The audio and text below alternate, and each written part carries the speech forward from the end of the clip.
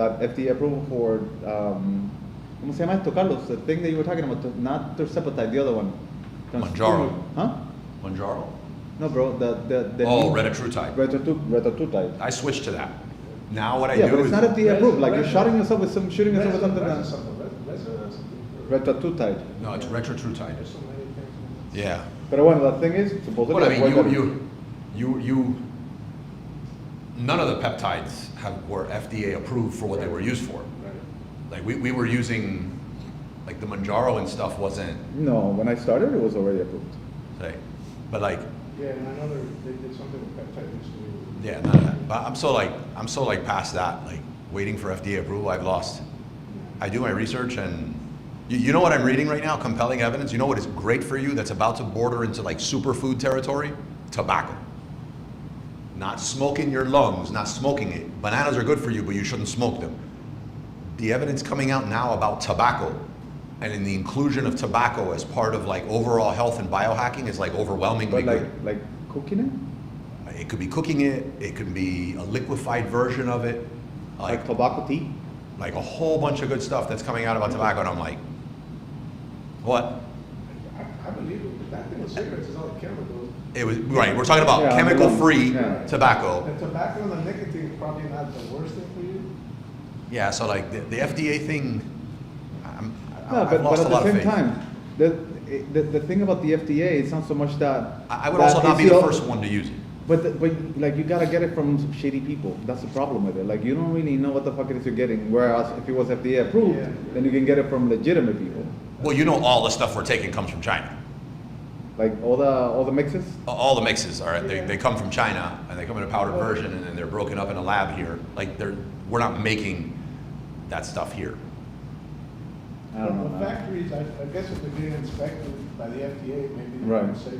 That's I mean, I would prefer FDA approval, but I think the only thing, I was taking TB 500 and BPC 157 peptide. They just... But you're not the normal. You take everything. Like they put it in front of you, you'll take it. Right, but I've been taking it now for like a year and a half. It's been amazing, and now, and when I was taking it, mind you, it was like horrible for people. You shouldn't do it. Not FDA approved. Now it's on the FDA approved list. So it's like, what happened? Well, and I'm sure retatrutide is going to be in the FDA approval list, but it's not yet. In the meantime, you got to get it from shady people, and you're not quite sure where the fuck it is you're going to get. You know what I mean? I mean, like, yeah, we could get shady milk. You know, like... Yeah, but you don't go to Publix, and you get shitty milk, and you bring it back, and you're like, this fucking shit. No, I don't get stuff from... Like, if I just met somebody, and they're offering something, I wouldn't just, like a biohacking, like a peptide or something like that, I wouldn't just get it. Now, usually what's happening... Are we live? Yeah, we're live. Are they listening to this conversation? Yeah. Oh. They're listening to all of your hormone therapy. I was getting some stuff from a pharmacy. How's everybody doing? A company from here, but they were sourcing from Canada. All right, as we let people get in the stream. Yeah, no, I think biohacking like changed my life, like for the better. Like the ones that I would call like, I don't think it does anything, is red light therapy. And it's so popular on Amazon, super popular. Right, red light therapy. I'm calling a little bit of BS, and that's. I was skeptical in the beginning. I do a lot of it only because. You do it for your eyes or your skin? Or skin, whole body, like damn near naked. They say it's you know. good for your vision also. So, right, and I have these special glasses that go over to allow you to just like stare at it and be great. I'm ready to call like BS on the whole thing, because the only reason I do it, because I was skeptical in the beginning and when I didn't see any results, is that I do something called PEMF, pulse electromagnetic field, and it's a bed you lay on, and it sends boom, boom, like it's a bit uncomfortable and you have to like gradually increase, but the currents find, I don't know if anomalies is the right word, but like kinks, inflammation points, like things where it's not flowing how it should. Like there's resistance now because of something. And then it just circles, it concentrates on that area, and, just boom, boom, boom, boom, boom, and like hits it, releases it. That's amazing. Like that is, like I'm considering, it's like a $35,000 investment to buy one. And it takes up less space than, it takes up about half. I'd say it takes about 5 feet of space, just as thick as one of these tables. Would you take a rejuvenation shot that makes you younger and you stay 21-year-old forever? Would I take a rejuvenation shot that makes me 21 and young forever? I don't know. I'm not 21, maybe 45. You never get sick and you stay 21 for the rest of your life, or as long as you continue to take the shot. That sounds good. Sounds good.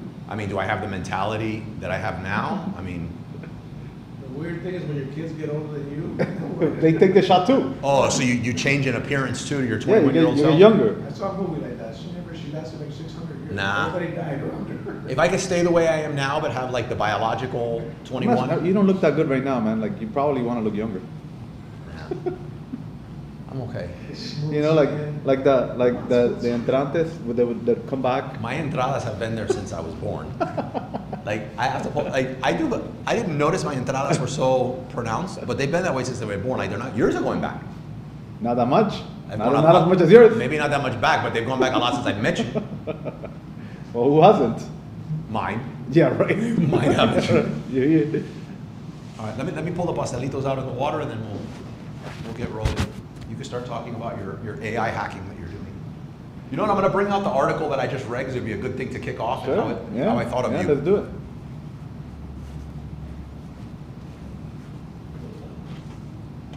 Seems like a working session. Should have brought my laptop today. Yeah.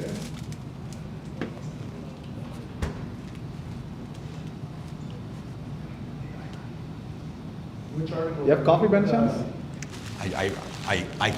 You could make a Cuban one real quick, but the American one, I realized that the 2 jugs, they're not cleaned, or I forgot to clean them, so I didn't have time to clean them. Look, you could start an American coffee real quick, like start a batch, I don't even know how to do it, but or you know how to do the Cuban coffee with a cafetera. yeah. But I do it my way. I don't do the whole. Then it's not Cuban coffee if you're not going to mix it. You're saying you do it without the puma.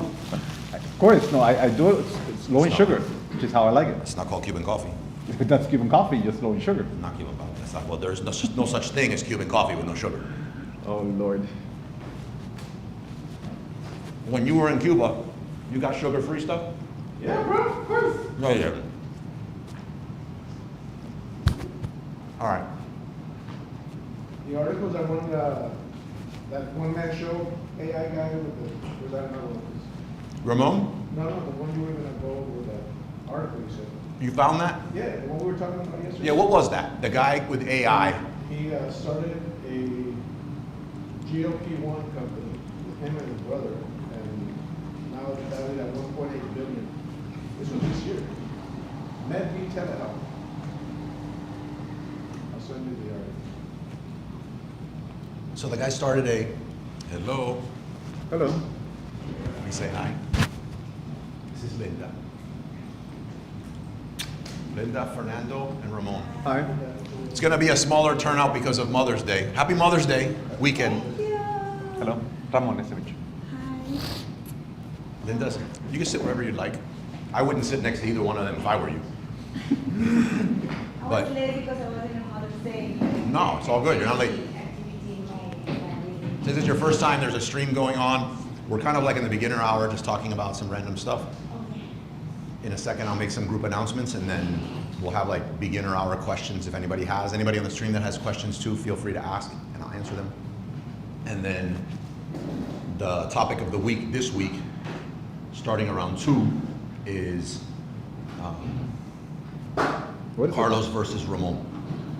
it? I mean, that's always a good topic, but like, what is the actual topic? Private label versus creating a private label versus creating a brand. Interesting. Yeah. Brand, private label. Those are mics. So when you want to talk, somebody will toss a mic to you. They're soft. And when they're in the air, they turn off. But when you have them, they run fine. When there's bigger turnouts, we don't have time for introductions. But just so you know some of the people. Ramon is my best friend. He's godmother of my son. Godmother. Godfather of my son. Sorry. I forget. Godfather of my son. I've known him forever. Fernando, I've known forever. Very, very close friend of mine. He's dabbled in a few different areas of e-commerce, but really, really good friend. You might see him at the breakfasts sometimes when you came. Linda, I met through Toastmasters initially. Yeah, I met through Toastmasters initially. She's a brilliant personal branding. You call it personal branding, right? Personal branding expert who I'm 99.9% sure I'm going to be working with. I believe it's the end of this month, starting the end of this month or beginning of next month, something like that. With personal branding? With personal branding. I think I've accidentally done well with personal branding, but I figure some intentionality behind it would help. Or not. I don't know what else you would be able to do, but I'm sure a professional might be able to help you. I'm imagining if I've kind of just like winged it, the only thing we don't see eye to eye on is she seems to believe that I'm going to change what I wear. Oh boy, here we are. I've told them a million times. She's suffering from this. I have She's told them a suffering million from this times. idea. I think she imagines some like rhinestones on my shoes. Everyone is waiting for you. Literally, I have known him. And cowboy hat. I have known this man for 15 years. He has not changed his shirt once. No, I have changed my shirt. I just wear the same shirt Yeah, style. But you look like it's the same one. It does look like it, but they're all the same. There's a I hundred. know. Yeah, But they're all the same. But isn't that personal branding? Like if you saw me in something that wasn't a long sleeve black Columbia shirt, it would be jolting. It would be jarring. Every time I see you without it, it's like, what's happening? Right. Who died? It's happening, but maybe But amazing. But isn't Something that the amazing. effect you want? Yeah. That something amazing happens because you change? Yes. Yes. You Yeah. see, I have. No, not because you changed. What I'm saying is you have an identity. Doesn't this communicate? I mean, this is kind of talking about brand. I know we're talking about me, but which is a great topic. No, I'm just kidding. But isn't brand it? you know best. Isn't it? Isn't that kind of like this? This doesn't communicate. This has like some. It communicate. I agree that it's too big. I need to like agree. We're there. But like You know what are the feet first? the feet. The feet? Oh yes. We work on the fit first. But this doesn't communicate corporate. This doesn't. You're not corporate. I'm not. Which so that means if I was wearing something corporate and I'm not corporate, Who says you're going to wear something corporate? I'm not going to wear anything corporate. I think I know. I think I would just wear Speedos. No, but I've only seen you in a suit once in my life, on your wedding. Yeah, I was going to say you've never seen me in a suit, but you're absolutely right. It was on my wedding. And I don't remember much of my wedding because of you. You were drunk. I don't think that comes close to describing It was fast drunk. Is that the degree. I think you came up and said, I want to be the first one to give you a drink. And I don't think it had even started yet. And I kept pitting him. That was one of the scariest times of my life. The other one was shortly after the wedding, seeing my Amazon account being suspended and a vendor. Remember the vendor central issue that almost put me out of business? Yeah. Yeah. I went from like doing super good to like, I'm gonna need to do arbitrage. I'm gonna do something. Like I'm done. Like a vendor central issue put me out of. I think it did put me out of business. I just had a support system around me and a willingness to claw back, and I did. But I was done. Okay. So we did that. What was? Oh, this. I think this is good. Like AI is a big thing, and obviously this article that I'm gonna talk to you. I'm gonna bring up it maybe as a way to like kickstart the topic today, or the session today. You can be the timer. Okay. No. I don't have to do that. No, it's the Toastmasters, that timer.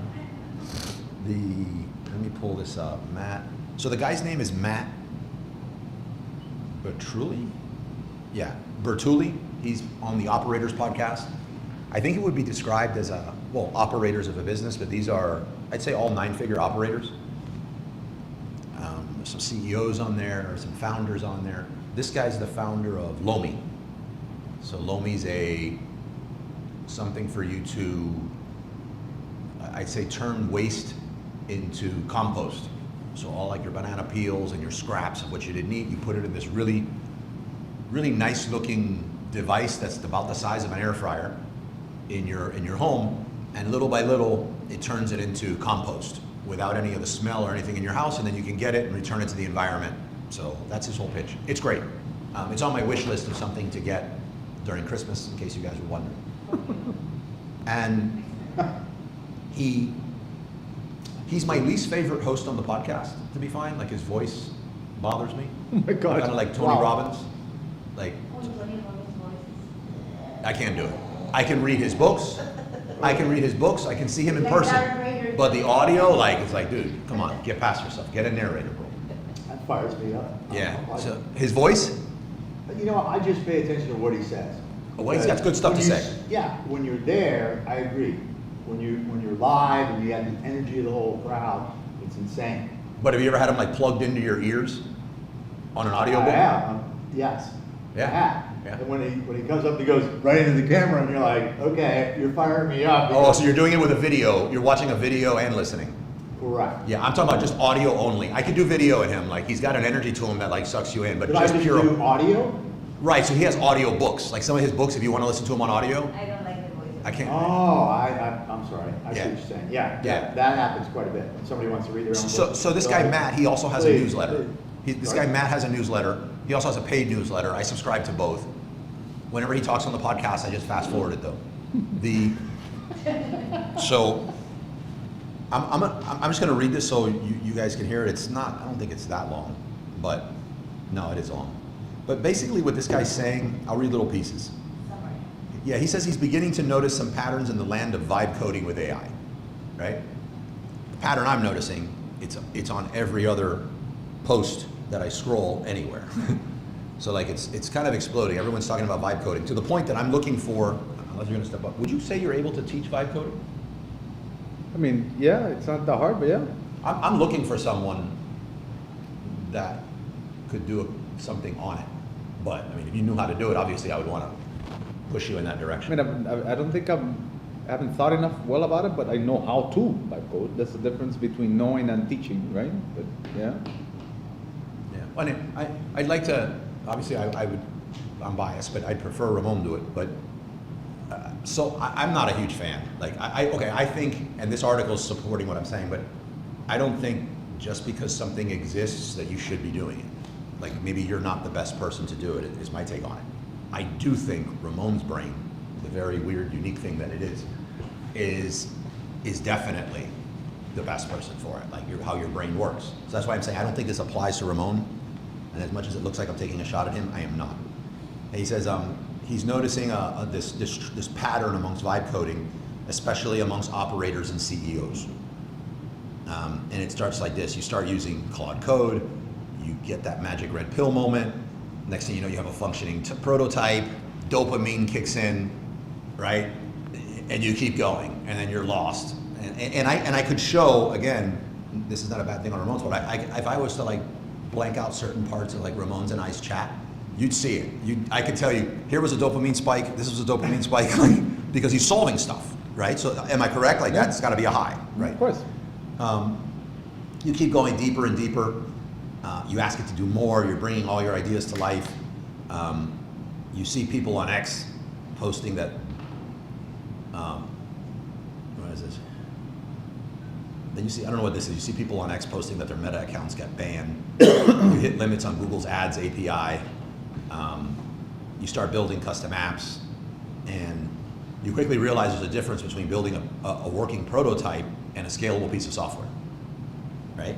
And this is the part I don't think a lot of people are taking into account. Like, you build something, and then anytime there's changes, you're the one that's now on the hook to go in and do all these changes. Like when You own it. You own the changes. Huh? You own the changes. You Right. So like absolutely- when you get a software, and I don't know the answer to this. Like, this is just an open conversation.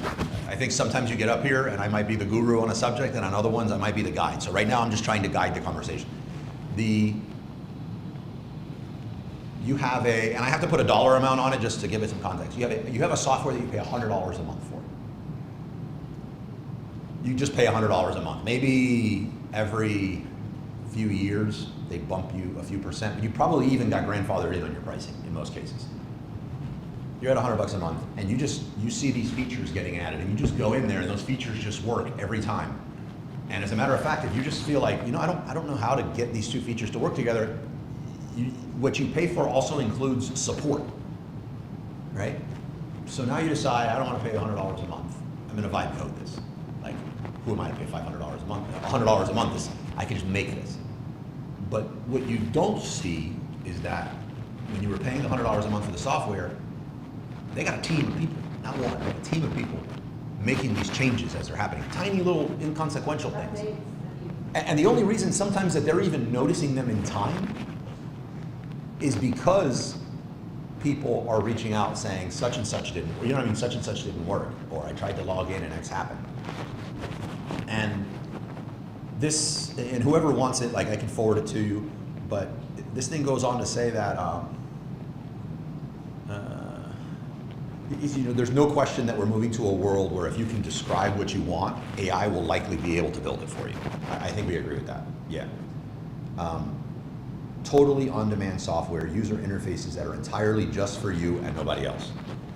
Until then, the last 5 to 10% is going to be a problem for non-software engineers. So like, you can get it 90% of the way there, but you're on the hook for that 10%. And the rest of this just supports, he's showing examples of that.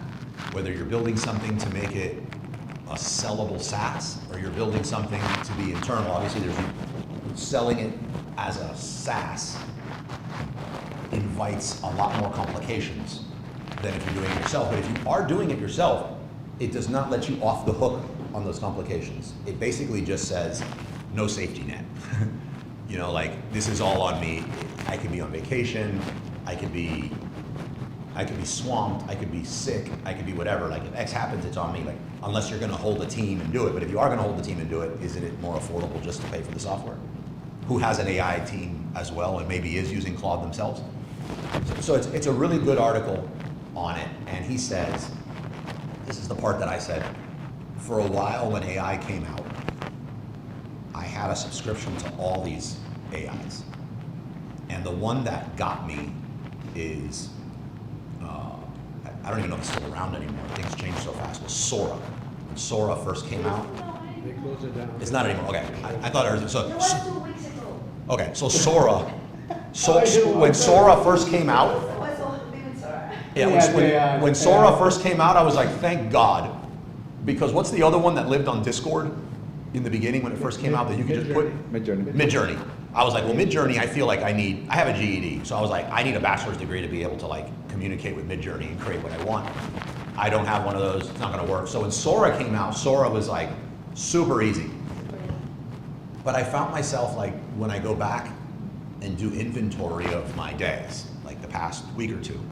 I used to do it every week, sometimes now it's every 2 to 3 weeks. But I go back and do inventory and I pull up my screen times and I pull up all my safety nets and I see like, where did my time go?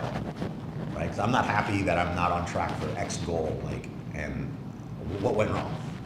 Man, Sora was taking a lot of time, like AI was taking a lot of time. And the tasks that I was doing in AI wasn't my position. So I'm not the video, I'm the talent in the video, but I have delegated and trained my scripting, I've delegated, you know, I just want to get in there and create the content because I know how to talk about what I talk about.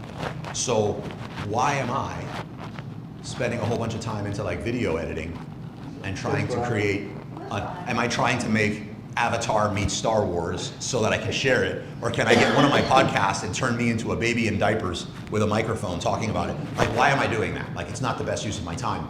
So I just put a halt in the business and said, hey everybody, we're gonna use one AI.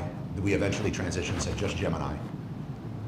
We're not gonna have all these different things all over the place. This is not economies of scale anymore. This is just a disaster. We'll have one person who's responsible for just testing all this new stuff, but it's not allowed to like enter our ecosystem unless. I should convince you to use one AI, to use Claude, not Gemini. So this is the big one. You cannot get a subscription to an AI in our company unless it supports what you do.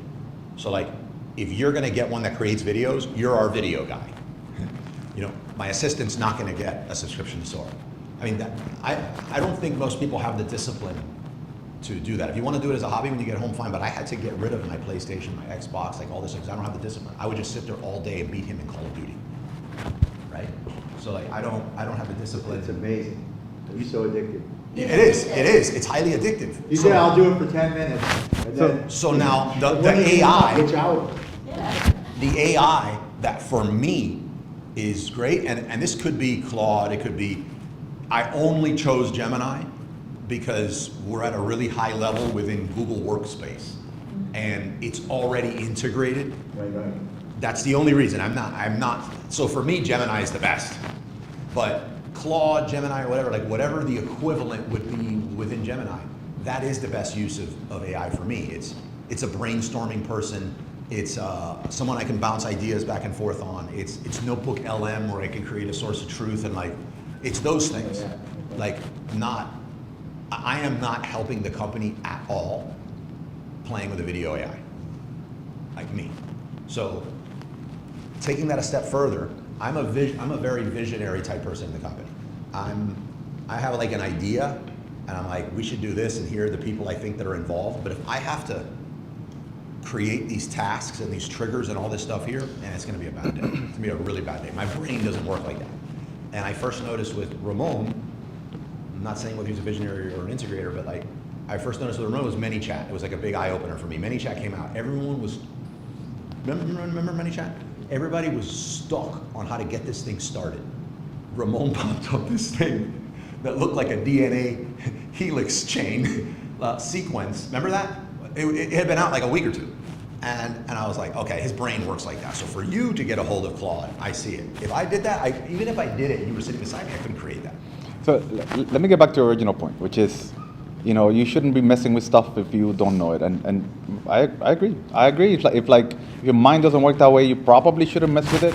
But it's only getting easier. Now, the point that Matt was trying to make, and it's something that I see all the time. Now that AI is so prominent everywhere, like you can't throw a rock out there without seeing a video of a founder of some SaaS somewhere that goes like, building is easy, maintaining is the hard part. Like they all say the same thing. Like, oh yeah, you might be able to build it, but maintaining is a problem. And coming from my side of my viewpoint, which I've only been doing this for like 3 months, so I don't have a long view, a long-term analysis of this. And in 3 months, I built practically almost everything that I want. Right. But the point is, a SaaS is a totally different monster than you building stuff for yourself, right? You build stuff for yourself, you know what you're doing, you can just, something breaks. You're doing stuff to eliminate SaaS. I'm doing stuff to eliminate SaaS. Which means you've built something that means does that mean that you believe you built something that does not require what they on the SaaS side thought was required on the upkeep of their SaaS? But for you, the way you built it, it's not needed. I built something not for the purpose of replacing SaaS specifically how I was using it, but because I thought the SaaS was deficient. It didn't include the things that I wanted, and it included things that I did not need. Customized. Yeah, exactly. So I built software for myself. Now, what does that mean? Number one, you go through the beginning processes of where you're going to be building and things break. And you think everything's fine, and the next day it doesn't work again. And you think everything's fine, and it doesn't work. Every single new thing that I bought, that I shipped, has a half-life of problems. And the first day, a lot of problems. The second day, half of the problems. The third day, half of that. And by 2 weeks, you're literally done. And the software works for you. And you barely have nothing to touch on. And you no longer have a subscription somewhere. And you have a software that works better for your case, for the way that you do things. Now, mind you, where do problems and complications come from for those SaaS owners that say, oh, the problem is the maintenance? Of course, if you have a team and you have different employees who each have a different slice of ownership of a big problem that they're solving, I can see how a problem can become something complicated, right? That's why they always say the problem is maintenance, because they have to figure out how this team of engineers are going to be working through, each of them owning a small slice of ownership. Me personally, I'm building stuff for myself. Everything lands on me when things break. So it's easy to make a quick decision. It doesn't need to go through the CFO that dictates if the tokens are right and who's it gonna go, who's gonna fix it. No. Everything lands on me.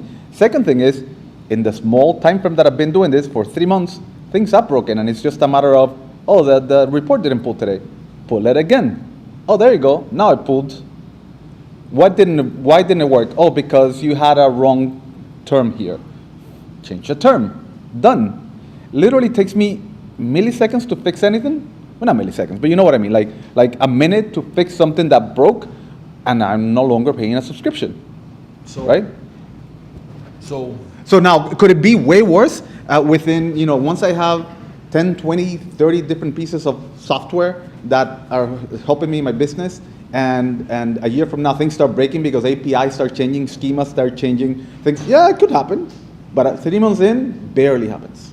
Barely happens. So maybe this is the new person, the new guy coming into the field thinking that everything's rosy and things are going to get way worse in the future, which is likely to happen. But right now, I have literally gutted my expenses and built better software more suited for my needs than what's out there.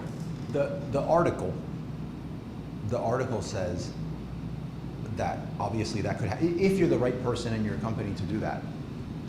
The question is more, is that's cool that you're the good person to do that, but is there, you can find other people to do that is what the article's getting at. What is the one thing in your company, because AI just came about, so you making AI take over a lot of the operations of your business is not what got you here. So what got you here is probably this, I don't know, let's just say product selection. Product selection got you here. Shouldn't you be focusing more on product selection and not? And this isn't you, this is more No, it's a good question. for everyone. This seems like an interview, but I'll give you my answer. 3 months since I started, I have literally shipped 90% of everything that I can imagine that I'm going to need. Maybe it takes me 3 more months. Do you feel like you had a complex business to begin with? I feel that the e-com business model requires a lot of different moving parts. Yeah, I agree. Many of which are tiny, stupid, and just button clicking that can be very easily delegated to an AI. So delegate it all to an AI or delegate it to an employee. One way or another, you're gonna solve it. But if you can be done by an AI, why pay an employee? Because AI is nearly free. That's how I feel about it. Something in the e-commerce space that I'm considering doing with AI, like the one thing I'm using AI a lot for in e-commerce outside of ideation. But you didn't let me finish my point. Okay, go ahead. I will be done within 6 months. The moment that I'm done, I will have the bandwidth to be able to say, now let's explode product dev.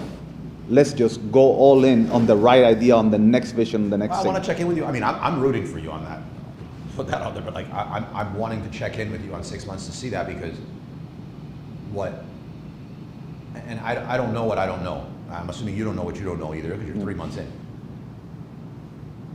But for me, and this could be a weakness of mine, there's something that I call attention residue. And I'll give you an example most people can probably relate to is you have a to-do list, right? Call so-and-so, download from IRS, milk from here, card, Hallmark if that's around anymore, Hallmark card for Abuela, reservations for here, call restaurant. You have all these different things, and you just attack the list one by one. You make the call, you send the email, you reply to the WhatsApp, you get on the call. So I used to do that, I think like everybody else, but then I was like, why don't I just batch all the calls together and then all the emails together and all that? And you notice everything gets done a lot quicker, because every time you task switch, there's like a reboot that needs to happen. I call that area like residue. So anytime I sit down, and I would say one of my highest ROI tasks, things that I do, is strategy related. So, which is a stress point for me because it requires shutting the computer down. And when you shut the computer down, you're like, I'm not working. You know what I mean? Like, what am I doing? But it's shutting the computer down and just doing some thinking time. So that's like, that has the highest ROI for me in my businesses. And if I get, and I say I want to, all I need is an hour. I can do some real damage in an hour. But if I get one interruption, so-and-so, just one second, so-and-so wants to know, can we do 3, you know?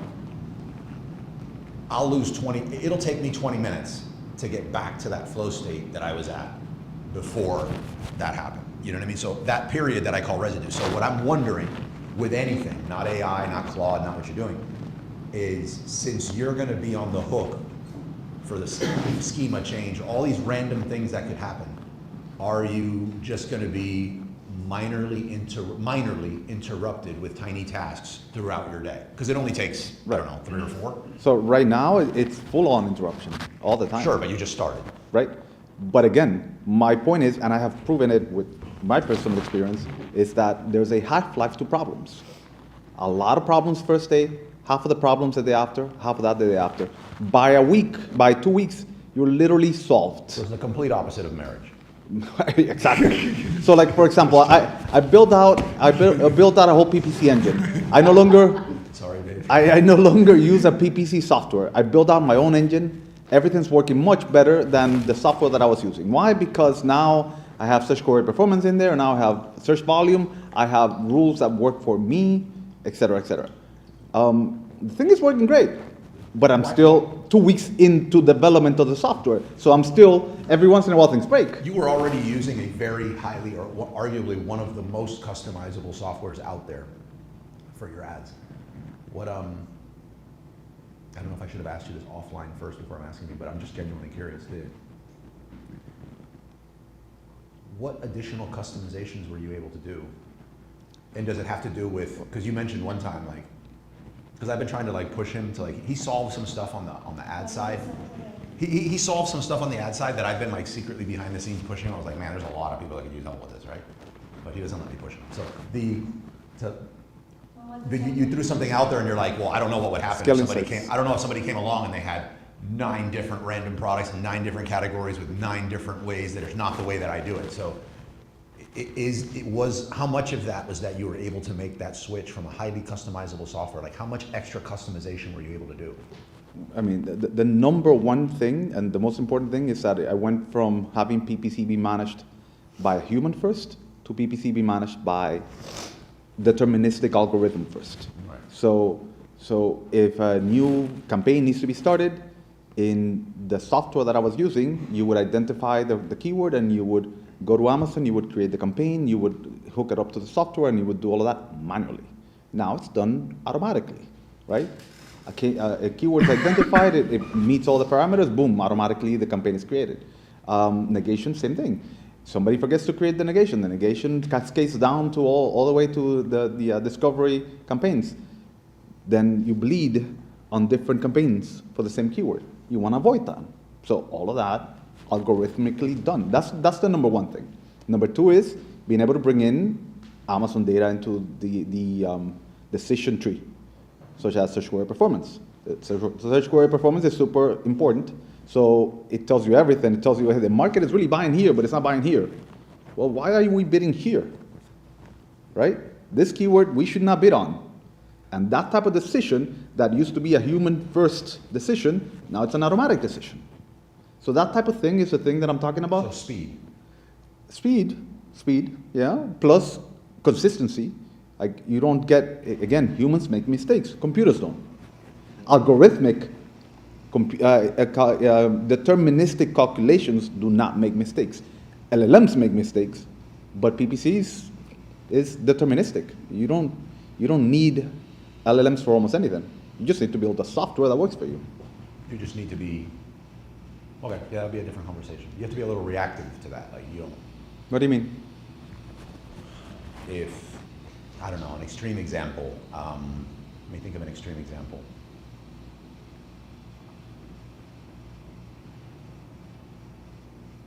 I'm trying to think of like a world event or a viral video that showed a product or a keyword. You would be able to see this video happening, or an anticipation set, like you know a commercial is going to be running, so you set yourself up for the keywords around that commercial. Whereas the AI, not specifically your system, would need to wait until it started seeing. Agreed. Right. Yes. There's still some sort of level of predict or plan for. There's still some sort of level of human in the loop that has to happen if you want to catch the waves before they ride, as opposed to. Do you try to catch the waves before they arrive, or absolutely. do you prefer to just sit in? No, absolutely. Like for example, brand new campaigns, broad campaigns, they just bid everywhere for every single stupid little thing. We don't need to do that. If you know your product well enough, you know that you should get on top of negation before a campaign like that would bleed you, because you know your product is never going to convert on that keyword. Because broad campaigns, as much as you try to control them, they bid out everywhere. And it's uncontrollable sometimes. It feels like it's uncontrollable sometimes. So you just have to negate. That crap, you leave it up to AI and you bleed. But if you're reactive and you're on top of it, you're a human in the loop, and you're looking at it, it's like, well, that keyword is definitely not ever going to convert to my product. Then you get on top of it before you lose money.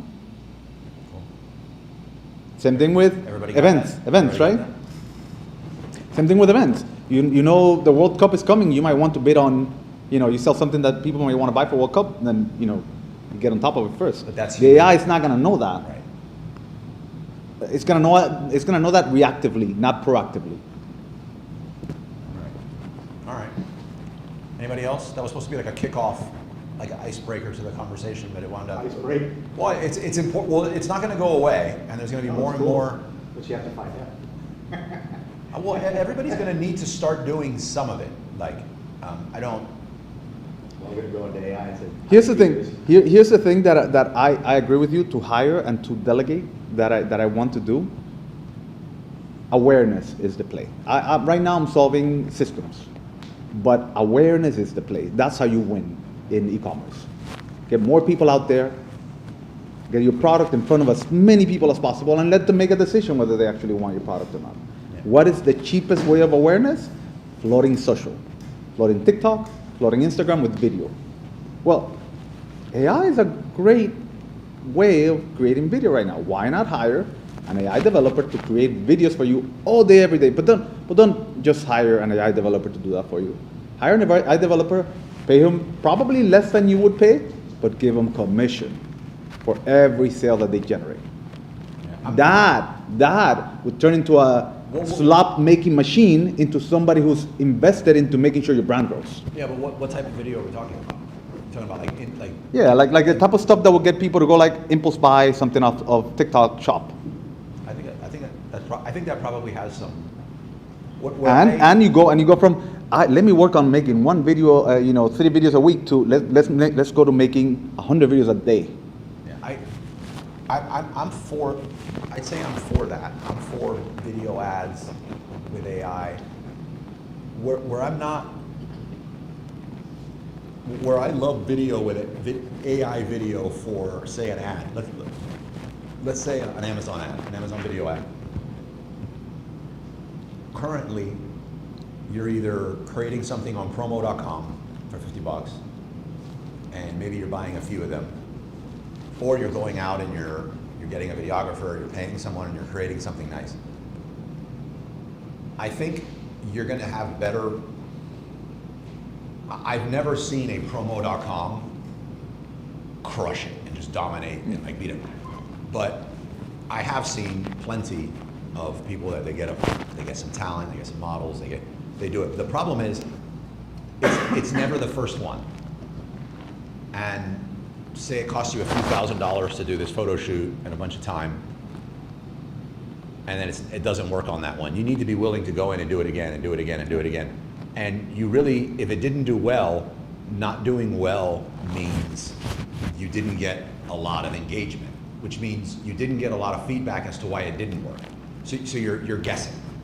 What I really like about what AI video would allow you to do, like 100 a day seems a bit extreme, but 100 a day, and get a whole bunch of data from as to like what worked and what didn't work, and then start going more in on what worked and doing more of just what worked, and get to a point where you're like, I don't believe AI video is going to be able to do something. Once you have what works, I would then take that. Yeah, that's the whole point. You funnel it. It's You not funnel going it. to replace it. You funnel it for sure. Yeah, I think that's great. Definitely. But again, that's not something that I would do. That's something that I would hire somebody, but not just hire. You hire plus commission. That's the only way that will work correctly. What was I going to say? Oh, what I just think is wrong, it's eventually going to be banned, and I think a lot of these, I think we're going to see a lot of regulation around AI video, probably, I think, like in the next 2 years. But the one that's out there now that I talk about a lot is, fortunately, a few states, I don't know if you saw, I mean, obviously this is common sense stuff, but it just shows you that eventually there's going to be some regulation. But I think it was Pennsylvania and another state has made it a crime equal to, like if you're caught with what porn or something like that, and that's a felony and those people should be punished. There was an explosion in the industry around the AI version of that with kids. And since kids weren't being exploited, there was a loophole in the law that said this isn't a, so they needed to go in there and create a new law around it. Chasing the laws. Right. So, but what happens is, that's a law, we all agree with that's common sense, but there's gonna be regulation that needs to clarify specifically AI stuff. The one right now that works better than anything, but again, I think it's illegal, wrong, against the rules, everything, is the one that has somebody in the doctor lab coat. He's not saying a doctor, he doesn't say I graduated from anywhere, but talking about, you know, this face cream that gets rid of acne. So there's an assumption you make that, well, if this doctor's saying that, it's legit. Like that's misleading. I think there's laws around misleading that have always happened. I wouldn't waste, I would consider it a waste to try to get in there while I don't know. I don't see that as something worth putting effort into. I think those people, they just funnel, they're just gonna be pushed aside, because if they have a bad product that doesn't do what they're really claiming that it does, whether they use a fake doctor or not, if the product sucks, they'll just go out of business regardless.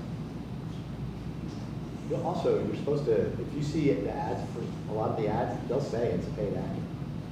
They won't say, I don't know how you say it's a paid ad. Right, but like, paid AI generation. Say there's a paid. Not paid out. What's a paid actor?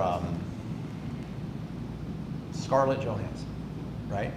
She's a paid. Say she was paid to do this commercial. Like, we know. But that that's a celebrity. You're talking about just anybody, right? Okay, Yeah, so it's the it same thing. could be anybody, but say, I was trying to come up with extreme examples just for the sake of time. Like, you know this person probably is not into Twix or whatever, but it is sort of safe to assume that this person or their agents would have done a whole bunch of research on Twix to know that you're not about to go into a seizure if you eat it. There's a degree of safety behind it because so-and-so's involved in it. When you put somebody there and you just have the doctor, I mean, you don't know. Look at Squash, the body shampoo and body lotion I thing. do that. Squash, you use that? Dr. Squash. Dr. Squash. You know, I buy that But again- and don't even use it. I collect it just to support boy. the brand. I have a subscription just to support Megan the brand. Fox selling men's body wash. Megan Fox. What does she know about men's body wash? 'Cause Why I'm is her- she the I am spokesperson? Megan Fox's avatar. Why is she the spokesperson? What does she know about the soap that, because your body's gonna feel? She has no idea. She doesn't use that. But she's a spokesperson and she's a paid actor and she's there. What's the difference between that and like AI? Well, but I would say the difference is, again, what I just mentioned, you know that if Megan Fox is doing that, then it must be good soap. No, you know that if Megan Fox is doing that, then a whole bunch of other people had to check out this soap, because Megan Fox is not about to risk her whole, reputation and career and endorsements, all this stuff over here for having been supporting this. It's sort of safe to assume that, the owners of this company are not terrorists, because they would have done their due diligence to see before we associate ourselves with this. So there's a lot of safe assumptions that you could make when it is, a celebrity endorsement, or you do have an actor on there. I don't know. I think that's how most people would look at it. You are I will tell you finding what- loopholes in your own argument there. I will say this as a little aside, for anybody that decides to use Dr. Squatch, they have this thing, it's like a charcoal oatmeal soap, right? So I was like, it sounds weird, but it's something called an exfoliant something. And I would just be careful how you use it, because I'm going to put it out there like that. Any of the guys, they cater to guys, and I got this soap, and I don't if even want you're to not- ask. Why? At this if you're point, I don't not want to ask. familiar, if As a I'm gift. Please say it was a this is a gift. public service announcement. If you're not familiar with exfoliant and this charcoal oatmeal thing, I would just exercise extreme caution in how you use that soap. Okay. Yeah. We can leave it there, man. We don't. I am going to leave it there. I am going to leave it there. But it's yeah. Okay. What else we got? An announcement. I've been doing more research into it just to make sure that it's up and running, because I'm shocked that everyone's not talking about this. But there is a fully active, much cheaper AWD live in China right now. I highly recommend anybody that is sourcing products out of China, look into it. I had the name on the tip of my tongue so I could tell everyone the name, but you could just Google it and it will pull up the name of it. AWG. D. I know, AWG I think it's called.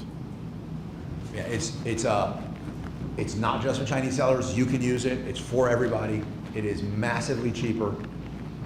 I think it would be a really good move if you're. I still think it's now AWD, AGL, AWD, which is kind of weird, but they'll warehouse your stuff, and it's like dirt cheap because it's in China. Yeah. So would you keep your inventory over there instead of AWD? It would be AWD. I know. I'm saying, would you keep your inventory in AWD China as opposed to AWD America?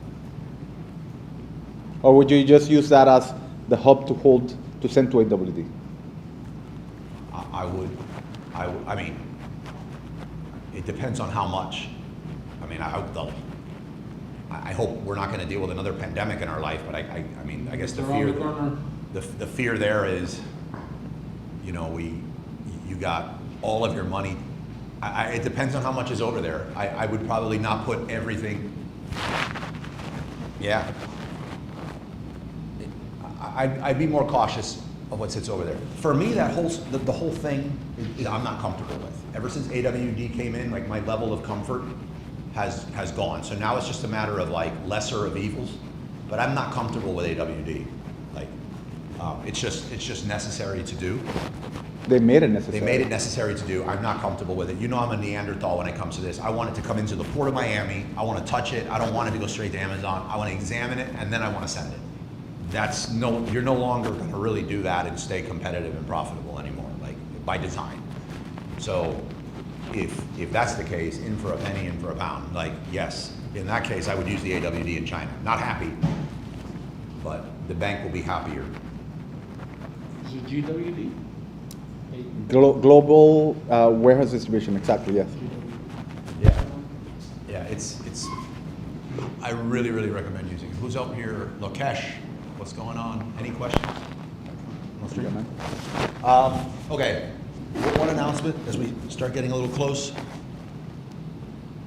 So we're gonna. I'll say this first before I open it. We when our group started with a once a week meetup. Then we went to twice a week, 3 times a week. In the heyday pre-COVID, when everyone wanted to come out to an in-person meetup, no one wanted to watch on the stream. COVID happened. I thought the group was going to die. We went to Zoom. The group exploded.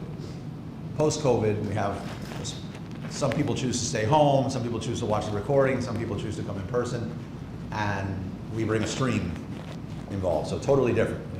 Who was here? You remember pre-COVID? You remember pre-COVID? None of that existed. Like if you were a member of the group, it was because you lived usually from like Palm Beach down. And when COVID ended, the experience for you guys that have attended an in-person event is nowhere near as good than if it's a Zoom event. Like to be able to sit down and have these conversations. But if you joined the group on Zoom or you discovered us during COVID, we had some pretty amazing Zooms. Like it's not a stuffy webinar type thing. Like everyone's cameras on, their videos on. It's very engaging. So we did a really good job in that. And ever since then, there's people still asking for that again. So imagine you're watching this on the stream like somebody here, but it's a totally different experience watching it on a YouTube stream. It almost has like a voyeur feel to it, you know? And as much as we tried to improve the audio, apparently the audio could always be better. And that's the number one thing I hear. What I've decided to do is add an additional meetup per month, starting later in May. But it will be virtual only. So it's in addition to, we'll be doing a virtual only additional meetup, Zoom based, not YouTube live based, so that we could have that interaction like we used to do. Some of those I'll be presenting, maybe some of them we can get some vibe coding in the future. We get some time for Ramon. I'll also be bringing in guests, because we have a lot of people in our community that are not local and that are really good at certain things. So I'm going to try to prioritize the people within our community to present on. our first guest that we're going to be doing to kick things off is something I feel like everyone in the group can benefit from, and it's the owner of Oink. So I'll break down a little what that is. I'm going to be sharing this everywhere after the meetup. Like, What's the company? it's on 26. It's Oink. Very professional name, right? The Oink is this. So, and I feel this applies to everyone. So, if you're just starting off, and capital is your biggest pain point, or your risk tolerance is not ready to put into a container in China, or even $10,000, $20,000 into some a U.S. supplier. I used to recommend arbitrage to people just to start. I've long since not been a fan of that. I'm not a fan of. I think it's too risky nowadays to do. I don't think it's I don't think it respects your time. I think it's too risky of a business model to continue even like promoting lightly in the group. And then what that meant is you're going to. Does anyone here not know what arbitrage is? Okay, it was too risky. IP complaints. Too many people were getting suspended, and I found myself needing to recommend go pay $1,000 to get unsuspended, and you've not even made $1,000 in your account. So it was hard, but it was the only alternative I felt like I had when somebody came in and they saw some inspirational YouTube video and they wanted to, and they told them they could start a private label with $1,000. And that's just not the case. So Oink is a software that caters to the Amazon influencer program. This is something that anyone can do. Even if, and nowadays maybe especially so, if you're a brand owner and you're selling and you just want to get a few $1,000s extra per month to go into your ad spend, or to fund a new product line, whatever the case may be, it's something that's going to allow you to bolt on a few $1,000s of mostly profit per month or more to you that you can do whatever you want with. And I don't know about you, but that's always of interest to me. And if you're just starting, all the better. This is something you could do with like an hour or two a day. And if you're just starting and this is your full-time thing and you're deciding this is what you want to do, heck, I would put 8 hours a day if I was just starting, versus arbitrage and garage sales and storage auctions. Would you have gone all in on influencer program when you first started if it was an option outside of arbitrage? I think it would have been harder, but Influencer? yeah, because I'm not good on camera, or I always felt like I was not good on camera. Things have changed, but But yeah, I could have done it. yeah, I would have tried it for sure. Yeah. So we're gonna have, it's for an hour. We can cover a lot in an hour. It might go a little longer than an hour. But what Oink does, and the Amazon Influencer Program briefly, it allows you, without buying anything, to just grab any product that's around you. It could be at so-and-so's house, it could be that thermos, it could be the socket cover that you have on the wall at your house, the light cover. If you get a blender, every single one of the parts, and you just shoot a quick video on it. You don't have to show your face on it. Obviously, I think those convert a little better. And you're just like, oh, I like this mixer right here that I use for my blender. I used to have a Hamilton, and now I have a X. Really recommend it. That's it. You upload it to Amazon. It shows up on the product detail page. I'm glossing over some things. It shows up on the product detail page. Somebody who you don't even know, nobody that's not a follower, it's not a social media person, it's no email list, anything. Someone on Amazon shopping that you don't even know decides they want to go buy this mixer, and they're like, I'm not 100% convinced that I should get this mixer. So they explore the videos of other people, and they're like, oh my God, maybe the person feels like they identify, maybe they see themselves in Linda. They're like, oh my God, I like the way she said that, or I like the way she held that, or something in the background of her kitchen looked like my kitchen, or whatever. And they're like, oh, that looks really cool. Let me see how much that was again. And they jump back, and then they wind up buying it. But because her video was the last thing they looked at before the transaction, Linda, who doesn't even know this person, now makes a commission, small percentage, off of that product and anything else that was in the shopping cart of that person at the time they checked out. And it's usually never a big dollar amount, But the more videos you have up, they really add up fast. And there's several people in the group that have turned this into, you know, thousands of dollars per month. So the recommendation is that I've always said is to do maybe 5 to 10 videos a day. My wife and I did them just so that I wasn't coming in here being a hypocrite and telling you to do something that I've never done. To be fair, I could roll out of bed and shoot a video. I don't care what my hair looks like. No way in hell my wife will do that. So for me, I could do 10 videos in like 20, 30 minutes. My wife not needed. My wife chose to spend 30 minutes to an hour doing her process, and then she shot the video. So like whichever side of this you're on, it's a very easy way to make to make a real good bit of money from your home without having to buy anything. Now, at some point, you're gonna run out of stuff around the house, or the thing you're gonna do a video on already has so many influencer videos that the likelihood of someone on Amazon buying and seeing your video is small to almost impossible. Oink, the software Oink, which I think it's like 30, 40 bucks a month, right? So it's something that should pay for itself almost immediately. The software Oink, what it does is it allows you to go in there and say, show me the products in this category that don't have any influencer video competitions and whose commissions that the percentage of commissions that I should make off this if I was the only influencer video, and the commission I would make should allow me to recover my money in 16 days or less, 30 days or less. And then it will show you some products. And then you look at these products and you could then say, oh, let me contact the brand and see if they'll send me this product so that I can review it. You pay no money. Or just buy it. Like, take advantage. $20, $30 product, buy it. It says that if you buy it, you receive it tomorrow. Take the video, and it says in 16 days you'll have recovered the money for that. So you should recover it before you pay your credit card. And then rinse, wash, and repeat. So Oink is an excellent software that will allow you to do that. So it'll allow you to scale fast and in control. The owner is gonna get on, who's really good at teaching, and obviously really knows his software, and he's gonna give us a rundown on how to do all this.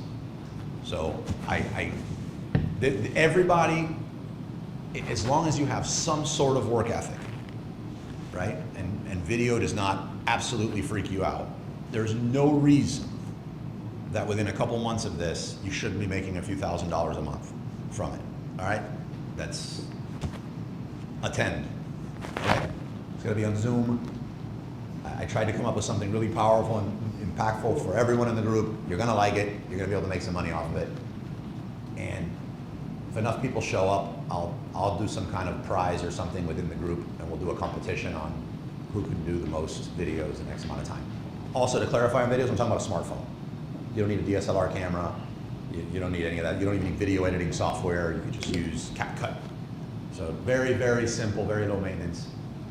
Highly recommended. Okay, so I'll be promoting the heck out of this. So you can expect a lot of emails from me moving forward. I'll be doing one of these per month.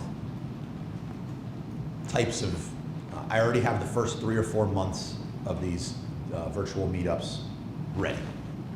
So, good stuff. Any questions? How different is from the other company? Viral View? Very similar.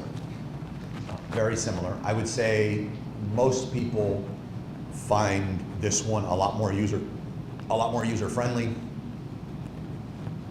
I think it has a lot more features.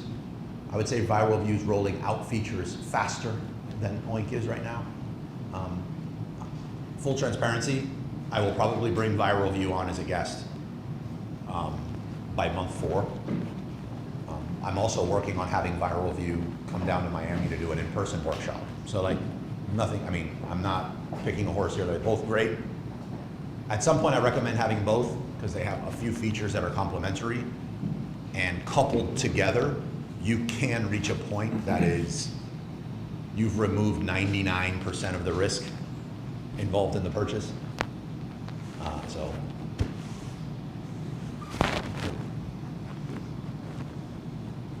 Oh, 2 Toastmasters. No, he's not a Toastmaster. Stefano, you know Linda from Toastmasters? Yes. Yes, okay. Okay, Yeah. cool. She killed the presentation like 2 weeks ago. She killed it? My first, yeah, my Wow. first time. Yeah. Well, then you'll see her presenting on Tuesday again as well. She presents every Tuesday. Any questions before we get into the topic of the week? No? I touched on AWD in China. Demás? I feel like I'm missing something. Oh my God, I haven't talked about our sponsors. I started making some announcements. We have 2 new sponsors that I am very excited about. One of them, most of you should know the name, is Pattern. Pattern, I believe, is the highest grossing Amazon seller, period. They're a seller account. They're also, which I thought was obvious, but it's actually not. They're also the highest, they also sell the most products through FBA than any other seller. So technically, I guess you could be the 2nd largest seller, but you sell higher ticket items, so you move less items. But they do both. So they ship into FBA more products than any other seller, than period on Amazon. They also gross more in sales than any other seller on the planet. Okay. Because of that, they had to get really, really good at their logistics and getting their products into Amazon FBA. Amazon, as you would imagine, created a lot of perks for them and preferential treatment and whatnot, and they're able to extend that as part of the services they offer with 3PL services. So they have a third-party prep center. They have 3 of them. I think the 4th one in Pennsylvania is coming online fairly soon. They have Utah, Texas, and somewhere else that I'm drawing a blank on. I've been really impressed working with them so far. So anybody that is exploring prep center services or needs help with like kitting or anything in the US, highly recommend Pattern. And they have a pretty killer deal for people from the group. So I believe you go to wizardsofecom.com Pattern, or if you look up anything Pattern Wizards of Ecom, you'll see some deals. If not, reach out to me and I'm happy to make a connection or send you the link. I think somebody from the group was looking for, but looking for lower minimums. I don't know, with something. I don't believe Pattern is giving any minimums to our group. Don't quote me on that, but I don't believe the group has it. They do have minimums, but I don't believe our group is going to have them. The other pretty important thing, the 2nd virtual, this person's probably about to be announced as a sponsor in our group too, and will be the 2nd virtual meetup, so in June, is Temu. So Temu, the problem, so Temu US is currently, for most of the products that we have on there, is we're moving more volume than say eBay and Walmart combined. Now, that doesn't mean it's rivaling Amazon, but it's selling really, really well. They do a really good job of promoting your products on their own dime, and the advertising on the platform is pennies currently. But it is growing fast, and I'd recommend you be there because your competitors are not. It costs, I think, nothing or close to nothing to be on Temu. It's not, good question that was asked by somebody in the group, it's not going to give you pricing conflicts with Amazon. And the biggest problem with Temu is how complicated it is to get approved. Part of the agreement I have with Temu is that if you want to get approved and get on Temu, they have a US-based, his name's Mike Catano, that will connect with you, and it's white glove. He'll walk you through every single step. Anything that gets triggered or flagged or anything like that, he will go on the back end and he will fix it for you. I don't know how long I will have that, but if you're interested in getting on Temu to have your products sold, you need to reach out to me so we can get that done. Did you find up doing it or no? No? I'd recommend TIMU? TEMU, Temu. And I think someone reached out this week from them. Oh, I don't know. I know it was connected.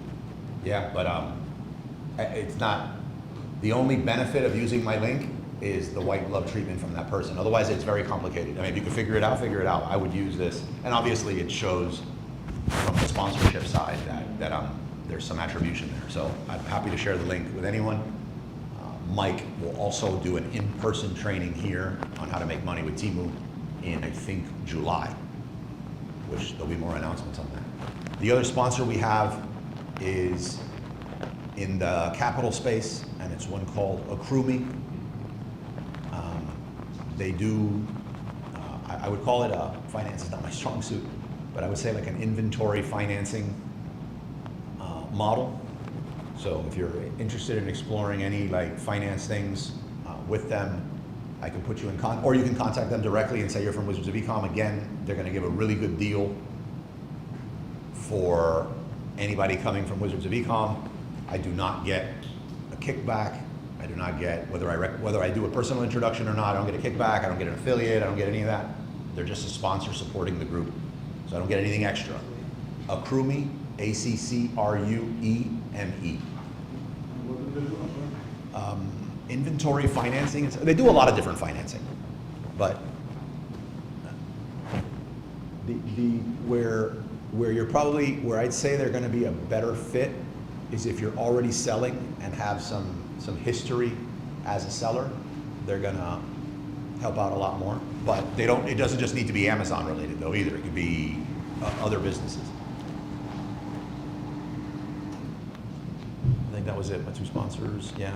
And I'm talking to a lot of other people to try to get a bunch of cool things set up for the group going into the back half. It's crazy that we're getting to the halfway point of the year, so stay tuned for that.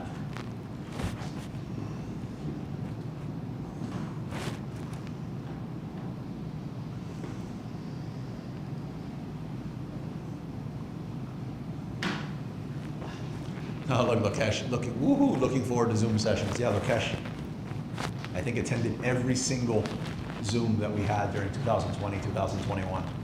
And we were doing 3 a week at that point, so every single one. He called COVID the Great Pause, which we still talk about. All right, the session today, private label versus branding. Anyone want to take a stab at the difference? So I don't spend too long talking about the difference. What do you guys think the difference is between private label and branding? Anyone besides Ramon? Go ahead, what do you think? Product versus solution. I think that's good. You would put it in the most concise terms. Better than mine. That's me. Better than- Concise, He and to would, the point. He would give a Claude answer. Right, that's been total Claude answer. That supports everything that I A whole said. bunch of Claude answers. Look, this is my mic. This is my mic drop. That's it. But that's the better answer than I had. They stole my thunder. We're That's gonna it. now okay, We goodbye, can go everybody. home. You did my friend. I'm never at. I should have stuck with anyone but Ramon. But no, that's actually a much better answer than the 5-minute answer that I had. Product versus solution. I would go a little further than that. So for many, many years, Amazon was something that you could approach almost as a hobbyist and just grab some software and look for some opportunities in the software where something had a bad picture or you felt like you could gain more reviews than the next person.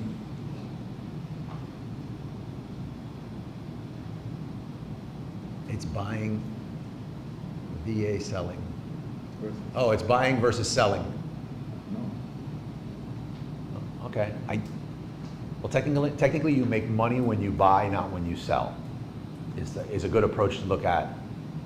But that's more of like product, like at the sourcing level of your product. Like you're pretty much, yeah, you make money when you buy, not when you sell. The idea being that if you get a good price from the beginning, you have an opportunity to make money when you sell. But if you didn't So understand you don't make everything, anything until you sell. You don't have an opportunity It's to a make great anything deal until to you buy sell. something, but if you don't sell, Right. But if you bought right, bought right, you make more money. right. So that's what's the other confusing one?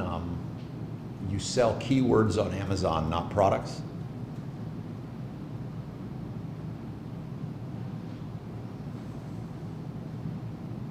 So that goes into what we're saying. How does the first part work? You sell a keyword. That's pretty much what's going on. Somebody searches a keyword on Amazon and search results come But up. for you to be ranked, you have to buy it. Well, no, I switched topics. We're not getting into the when you Oh. make money, when you Oh, buy, when you sorry. sell. Oh, But like apart from that, you sell keywords on Amazon, not products. There was a period of time where that was very true. I don't believe that's true anymore. That's also a really good definition of or distinction between private label and branding. But for many years, you could just grab some random product and gamify the reviews a little more, have your picture be a little bit better, and some people make a decent business out of it or make some decent coin out of it. Usually until the next rule change came around, and then they were scrambling to figure out what the next loophole was going to be. I've had products that were private. Who here has a private label product? Stefano has a brand. Well, and also private label product. You have both. Yeah. You have both. Ramon, would you call yours a private label or a brand? I have both a private label and a brand. A product that doesn't fit anywhere, that sells, and a brand. Company you sold, was it a private label brand or a brand? No, it's a brand. It was a brand. Miguel, private label or brand? Brand. Brand. So you want to be on the brand side. The reason, it feels like we're mincing words here, but if you approach product selection as with the old methodology of and frameworks for private label, I think you're setting yourself up for disaster nowadays. You're playing a game that requires a lot of, first of all, it's going to require you to spend almost everything you have in private on PPC, in my opinion. And that's a losing game. You used to be able to just do an Amazon launch and you just turn on some Amazon pay-per-click advertising and there was enough there, but with Amazon PPC costs going up so high, if you don't have something else going on, you're in trouble. So for me, if you have a brand, a product brand, you're in a position where you can, the people that are really making money on Amazon right now, good profits that are in a solid position, they're making their money off of branded search terms. People are going to Amazon and searching for their brand name. They're not, if you sold I don't know, call it Heroes Thermos. If you're a private label brand, you're paying for keywords to come up in results for somebody who searches for thermos. Not good. If you're a Heroes Thermos, someone's going to Amazon searching for Heroes Thermos. They're seeing Heroes Thermos, they're seeing your graphics, they're seeing everything, and they're going to be buying yours. Now, getting people to do that requires you to probably forget a lot of the stuff that applied to just private label selling on Amazon. How did you, if you don't mind sharing, what were some things you did differently to make sure your brand was an actual brand, or your products were brands and not private labels?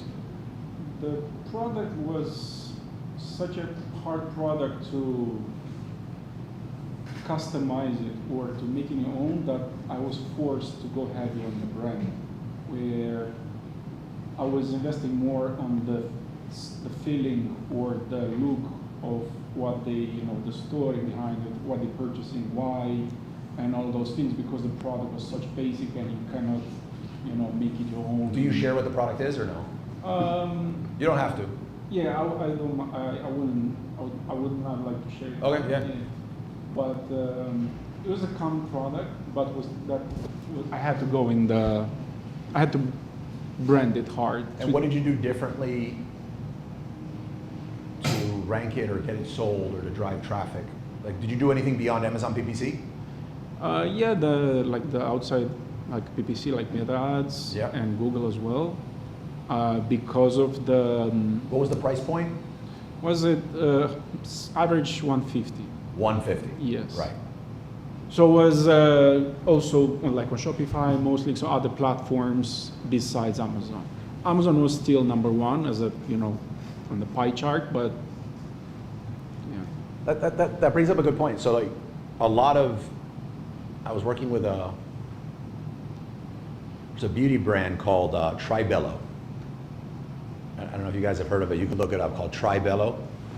It's the same ingredients, same product, same search terms as several other products on Amazon.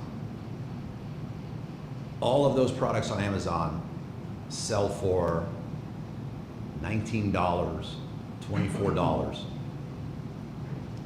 Tribello decided, well, they didn't decide, and I think this is important to, Tribello's never sold on Amazon. Amazon is not an experience of theirs. What they had experience doing was Facebook Meta ads. So when someone from that side of things decided they want to sell a product, it's a non-starter in the conversation to talk about a $24 product if the way you're launching it is Meta ads, right? Meta ads are too expensive. But they wanted to sell this beauty product. So they decided to sell this beauty product, I think for $65 is what it was. And mind you, the bottle, the applicator that it came in, the ingredients, the keywords you would search for were identical to these other brands that were on Amazon. What they did differently is they spent a lot of time and doing a color differentiator. And I don't think color differentiation is as defensible as you would think. But they really dialed in this pink. If anyone wanted to look on Amazon to get a somewhat of an idea of what I'm talking about, look for a product on Amazon called, as a matter of fact, search for this search term, search for vaginal probiotic. And I think it's called Uvo, or Uro is what it's called, URO is what you're looking at. Look at the pink of Udo, right? Yeah, so, yeah, they don't want to mess up. So like, right, there's more people popping up now that are using that pink because it worked so well. When they came onto the market, nobody had it. They even made their pills pink.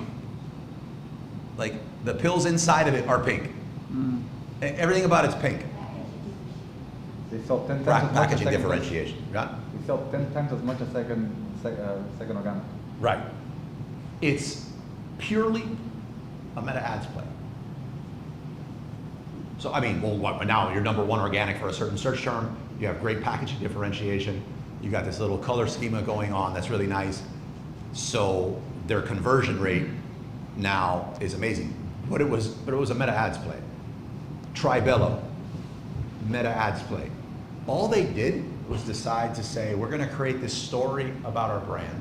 The videos that we shoot about our product, they really spent time on the message that they wanted theirs to be. And if they would have used the same type of messaging and the same type of photos and the same colors and the same everything as all the other ones, someone would have looked at this and been like, why am I gonna pay $60 for this one and $20 for this one?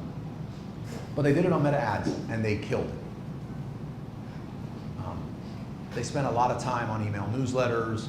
They got influencers that fit the look that they wanted in their branding to use their products, and the product killed it, dominates the category, Tribello. So like, I feel like that speaks a lot to that. But what you just said, it's 150. Were your competitors at $150? Yeah. Right.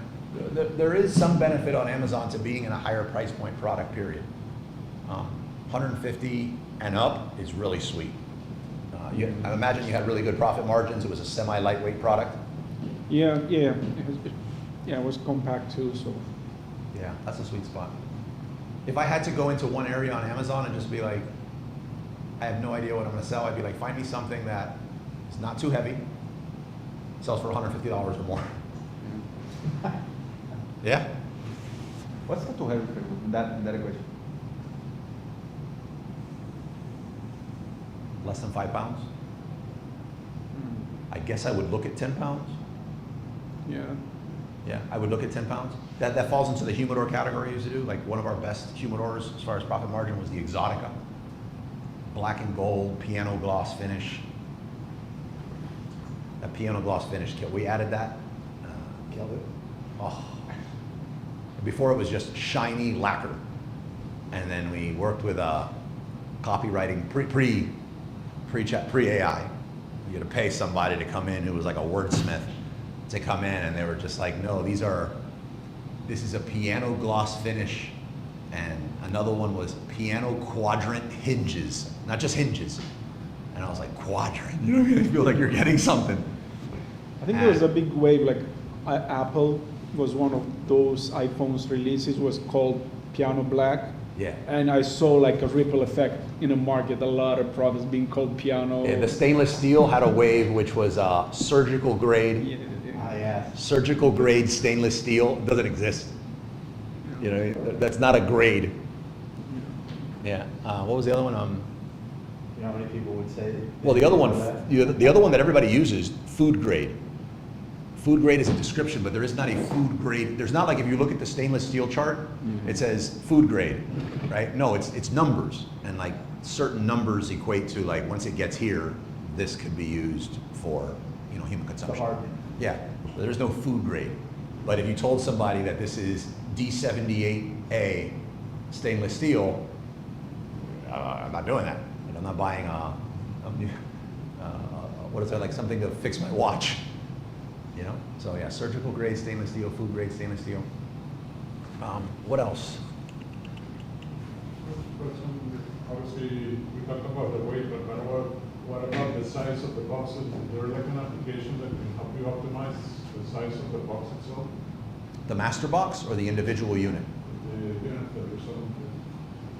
Is it you design the box flat or bigger, or is there any tool like that that can help you anticipate your costs? Is there a calculator on there? Yeah, of course there is. Yeah. But the important thing is not so much optimizing for that, it's optimizing for the customer experience. That's the most important. Especially at the $150 price point. Optimize for the customer experience. But I just want to do both at the end of the day because everything that's costs when you have low margins. Yeah, I don't think yours, especially if you're doing the 8 ounce, I don't know, 8 to 10 ounce, I mean, No, but if you want to bundle, 3 of those together wouldn't, three packs of 90-minute, 1 pack versus 3 packs. This is not his product, but like, just to give you an equivalent of like Uncle Ben's 90-minute microwave rice. That has no. It's not going to have any bearings. Yeah. sounds good. Now, there could be something on how you optimize your master box size with AWD, but that's it. What about Stefano? Things you've done differently for your brand that you feel like differentiate it from a private label? So one thing that I started to do from the very beginning was create a lot of educational content. So I would say that was an important thing. I created content, educational content that I added to the product listings on Amazon and Walmart, and also on YouTube and social media. And I think that now I'm realizing that maybe only a small percentage of people that buy the product are interested in that type of content, and most people would prefer to see the more kind of like lifestyle or the product being used in a more premium kind of light or aesthetic way. Like a lot of women buy my product. So I think that would be the next step, like investing. Can you give an example? Not to put you on the spot, but. Yeah, so I have a lot of content educating people on what monk fruit is, but I don't have enough content showing the product being used 10 different ways that you can use monk fruit in beverages. So that would be a great, I think, investment in brand, creating 10 different short form videos, creating, I don't know, 10 different types of coffee or matcha tea or whatever. And I think that at the end of the day is that those associations that you're building in a bunch of different ways to make your brand feel, again, premium. Like someone will be willing to spend 10%, 20% more. I get what you're saying. I feel like premium, I don't feel like any of us sell a premium product. I feel like premium, like true premium is thousands of dollars. Like when we're talking about like, I don't know what you guys, premiums might be like thousands of dollars for a purse. 10%, 20% more, or ours is $1 to $5 more. I'm not sure that falls into premium. I disagree. There's premiums, layers to everything. So you feel like if you're looking at peanut butter in the store, There's a premium peanut butter. but you're just saying premium is, so Best of premium, the best. Premium is best of the best. so highest price means premium. Yeah, they do like oils, olive oils, and like truffles, stuff that becomes a premium kind of. I feel like premium is hand-stitched, like something, okay, let me say this. I feel like one of the criteria for premium might be, and this is good that you guys disagree with me, but like, one of the criteria for premium should be, this is a product that, I don't know, everybody sells this for $10. There's a few outliers that sell for 15. Because of our branding and our story and positioning, we sell for 100. But like purses, really no difference. But because this purse has this brand on it, it's a premium brand. I was just listening to a Acquired podcast. Did you listen to it? Yes. Did you get to listen to the Rolex one? No. Right. So they're talking about how Rolex is actually barely, because so many people have them, them and everything, they're on the lowest end, barely into premium, especially when you compare them to like the watches that cost like 6 times the amount. Same type of stuff inside, but they are premium. Ferrari would be premium, Porsche, not so much. I think that the reason I think about my product as premium in my category is because it's a sweetener. So there's no like $40 sweeteners, right? Like if you go to a grocery store, you see them and Maluka honey. Well, sure, yeah, that can be premium. But again, there's subcategories, right? So there's monk fruit, there's stevia, and yeah. Anyways, I think if you go on Amazon right now, like the most expensive one, the most expensive liquid monk fruit, yeah, it's not. So you feel like associating your products in content is what helped, or you feel like if you could go back and do it again, you would have done more of the association of your product with, say, recipes? Like, and if so, are you saying that you should get like foo-foo brands of coffee? That way, your brand is sort of associated with these higher end coffees, and then you're benefiting from that, or it could be Bustelo, it could be. Yeah, well, I think that's a really good question. I would think that the higher the quality. I'm asking you like which one you were kind of leaning towards, maybe. Wait, say that again? If I understood you correctly, you mentioned that you were doing stuff at first, which is like, here's all the benefits of more educational. Right, more educational. But then you were saying, and I might have missed the thread, like you were saying that instead you realized that people actually like or might like, I don't know if you actually did that, the more association or recipe or how to use it. Yes, I think that like you need that educational content, like people need to know that what they're buying is good. But I think that the reason that most people buy is something else, is it makes them feel good, it makes them feel healthy, it makes them feel whatever. And I think it's important to keep creating content that makes them feel that way. Yeah, I think that. Are you doing it, or is that a plan? So that's another conversation as to why I'm not doing it as hard just yet, but that's what I will do moving forward. Like I think that if you were to look at a funnel, I think that 90% of all that funnel, of all those people, are buying because something else, and then 10% is because they found out that monk fruit is actually the best sweetener right now, and they did all the research and know exactly all the types, and they are like me, like geeking out about monk fruit. I think that's only 10% or less. I think most people are like, oh, I heard about someone else that this is good. I see it in a bunch of recipes. Let me try it out. What about effectiveness of like, I don't know, I like brainstorming this stuff. I don't know if this is even the right time to talk about it, but the get two obviously unhealthy people and do a blindfold them.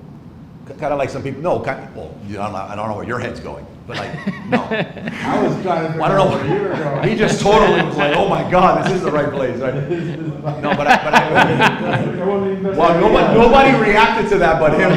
Premium. Yeah, no, but I mean, taking a page from Mr. Beast, Feastable's chocolate, like you can't with his chocolate. I've had the chocolate. I wouldn't call it premium, right? It's not bad. You know, I would say Hershey's chocolate is no longer really good quality either, but I would still get a Hershey's over a Feastable if I was to pick one, but he's got Feastables. And what I think reading between the lines, what really blew it up was a bunch of people on YouTube doing a blindfold taste test saying, taste this and taste this and guess which one's your favorite one, or guess which one is Hershey's. And you couldn't tell the difference, which left somebody thinking, well, if there's no difference and one costs 3 times more, I would imagine like getting some unhealthy people that are like, I don't use any of those, artificial sweeteners, but if you had cereal or something else that had sugar and they were switched with monk fruit, they got to guess which one's which, and they can't. That would kind of communicate, well, why not switch? It's healthier, and I can't even tell the difference. 100%. Hershey's got beans for how they lowered quality. Twix, they've. No, they all said they're reformulating it back to the original. Yeah. None of this change it up. In that same article I read, did you see about Pringles? You know Pringles are not chips? I know Pringles are not healthy. Yeah. Well, but I didn't get it. Well, they taste good. Sour cream. Yeah, all that stuff is designed. But Pringles apparently got sued and they had to remove potato chips or chips. Because apparently to say chips, you have to be a certain amount of potato chips. And they have none. They have 0. No potatoes? They have no potato. There's 0% potatoes. There's 0% of potatoes in What is it? in Pringles. Yeah. 0. Just starch and spicy. That's all it is. You can find a video on like how it's made. There's no potatoes involved in the whole process. They had to remove chips from it. Just like a few other people recently have to remove the word cheese because they're actually like not cheese. Or ice cream. Ice cream. Yeah. Really good one. The one that I'm gonna do like a video on with my son is we saw it and I've tested it. It's true. If you dump a bag of Doritos on the table and you light it, it actually lights up like a bonfire. Yeah. Potatoes don't do that. Yeah. Potatoes don't do that. Pringles are made with less than 50% potato. Pringles less than 50% potato. They said 0% in the article. No, this one says they're Still, that's enough. crisp. That's why you can call it Potato crisp, They're crisps. not chips. Man. Okay. Who else am I gonna pick on? Wow, that was awesome. Ramon, you want to? Miguel's like, no, don't pick me. There's a Don't pick me. comment over there. Yeah. Oh my God, Come on. That's the boomer way of thinking. You got to get to our Gen Z degeneracy levels, where if we see a high price, we assume it's premium. We ain't like you folks who look at things thoroughly. I think I agree with you. I don't know if he's swinging a hammer at me. I don't know if he's swinging a hammer at me, if he's agreeing with me, but That's good. Does he have the buying power, right? Or not? I don't know if that's my wife with a different name, Automator Lab, although I love the name. I like that too. You know whose verbiage that looks like though? Brian Dixon. I wonder if Brian changed his handle. He says we ain't like you older folks who look at things thoroughly. We, so that means they're not part of my generation. I think that means they're younger than me. Because the woman, so. I mean, they look the part of the I look the part of a boomer. I'm creating a. Well, I won't get into that. That's a sidetrack. I won't do it. What about you? You have a brand and a private label. Major differences between the two? Focusing on selling the solution as opposed to selling the product. In English, for like the layman, the English, like non-Claude answer. What is expand? Expand, please. What do you want people to feel? What is the outcome you want people to feel when they buy your product? Sell that, right? What is it that you expect them to experience at the end of it all? And that's what you're selling, not so much the quantity of units or the quality so much as feelings. If you can figure that out, you got a brand. How do you And if you're just selling keywords, you got a private label. How do you feel like you sell the feelings? Like, or what's been effective so far? So for me, it's a little bit harder, right? Because I'm selling a game, so it's hard to sell a game without explaining how to play a game. So education plays a big part for me, but that's literally for the ones that are easier to explain, that don't require anything, like my travel cards. It's about explaining. This is looking at this card is going to make you feel how as if you were in that country. The experience and feeling you're going to get out of, playing with the cards that are related to France. When you travel to France, that one time you got this feeling, and you can experience it through the card you hold in your hand. That type of feeling, the solution is the aspirational feeling of remembering. So if you can touch that base, and make people feel something, then that's my definition of brand. Now I sell other products that are just like, hey, if I don't dominate on this keyword, I don't sell anything, and that's the difference. So you get them to connect once they have bought your product. If they buy your product, you Or want them to through connect. social media. What are you? I think I know the answer, but I'm just like not assuming. Are you doing anything now? Are you working on anything now to capture the people with that feeling? I'm transitioning towards That would be the AI video. Yeah, like for the travel decks, it's very easy to create AI Do you feel travel. like people are going to emotionally connect with AI? I think so. I think so. People emotionally connect to what they want to feel. They don't really care so much. I mean, as long as I'm not selling something that is not legitimate. If the product is legitimate and good quality, they'll associate with it whether it is AI or not. That's how I feel. Now, I understand you don't agree, but I don't know. I think I could argue both sides of that. I mean, I look at those canvases that are up there, and it's technically just a piece of art, and I could, to me, it's... you're selling the feeling with the canvases. Right. So You're selling the feeling. Right, so I mean, if you can create a canvas that can emote some feeling, I mean, AI should be able to create something that has a feeling too. So yeah, I don't disagree with it. I guess when you say it's like a static image, and we were talking about video and AI video, I've heard plenty of music and seen plenty of videos, and I've had plenty of in-person experiences with people that gave me feelings. I have never seen an AI video that gave me a feeling. Well, so I mean, maybe I just need... I guess, yeah, you need more exposure to it, or you need to see the better options that exist today. But again, traveling to France. If you travel to France, you remember it well. It's one of those moments in your life. AI is going to be able to create a video of the Eiffel Tower very exactly to the level that it needs, and you move that image to, hey, you're gonna get that type of feeling by buying this deck of cards, so you remember your trip. Linda, you actually did a really good presentation. She's like, oh my God. Linda, you actually did a really good, what was it called? It was like technically a foundational or basics of something, but it was the 5 steps of, was it awareness or the sales cycle? You want, Linda, you want this? Customer journey. Yeah, throw it. Grab it. Throw a knife. What it was, it started with awareness. I was talking about the customer journey map. Uh-huh. What were the 5? So the customer journey map can help you to visualize all the steps when a customer is interacting with a brand. So the first step is awareness. I'm gonna get the whiteboard and try to repeat what she did. Awareness, 100%. Agreed. I'm not gonna be as good as her drawing this out, but you were here for that, right? The second one is consideration. You want to do it? I'm gonna try to do it off what you say. Because Okay. what your example was really good. I would just like to, instead of using the billboard, Okay. use e-commerce.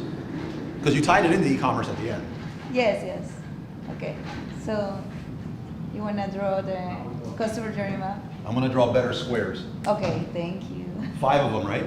Yes, it's 5 stages. Oh no, I think these are too big. Yes, mine were better. Yours were better.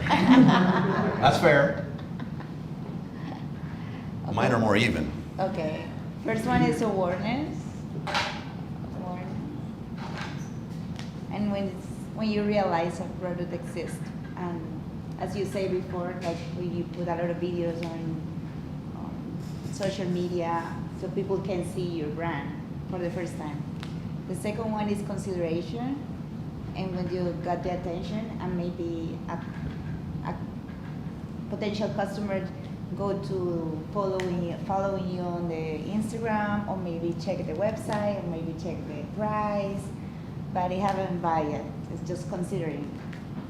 And in the physical work, it could be like just go to a place and to check the store and to try a dress or something like that. Then is the purchase. That's the moment we all want, like to have. Yeah, we And- have ringtones designed for this. Yeah, and it can Ching. Chin, chin.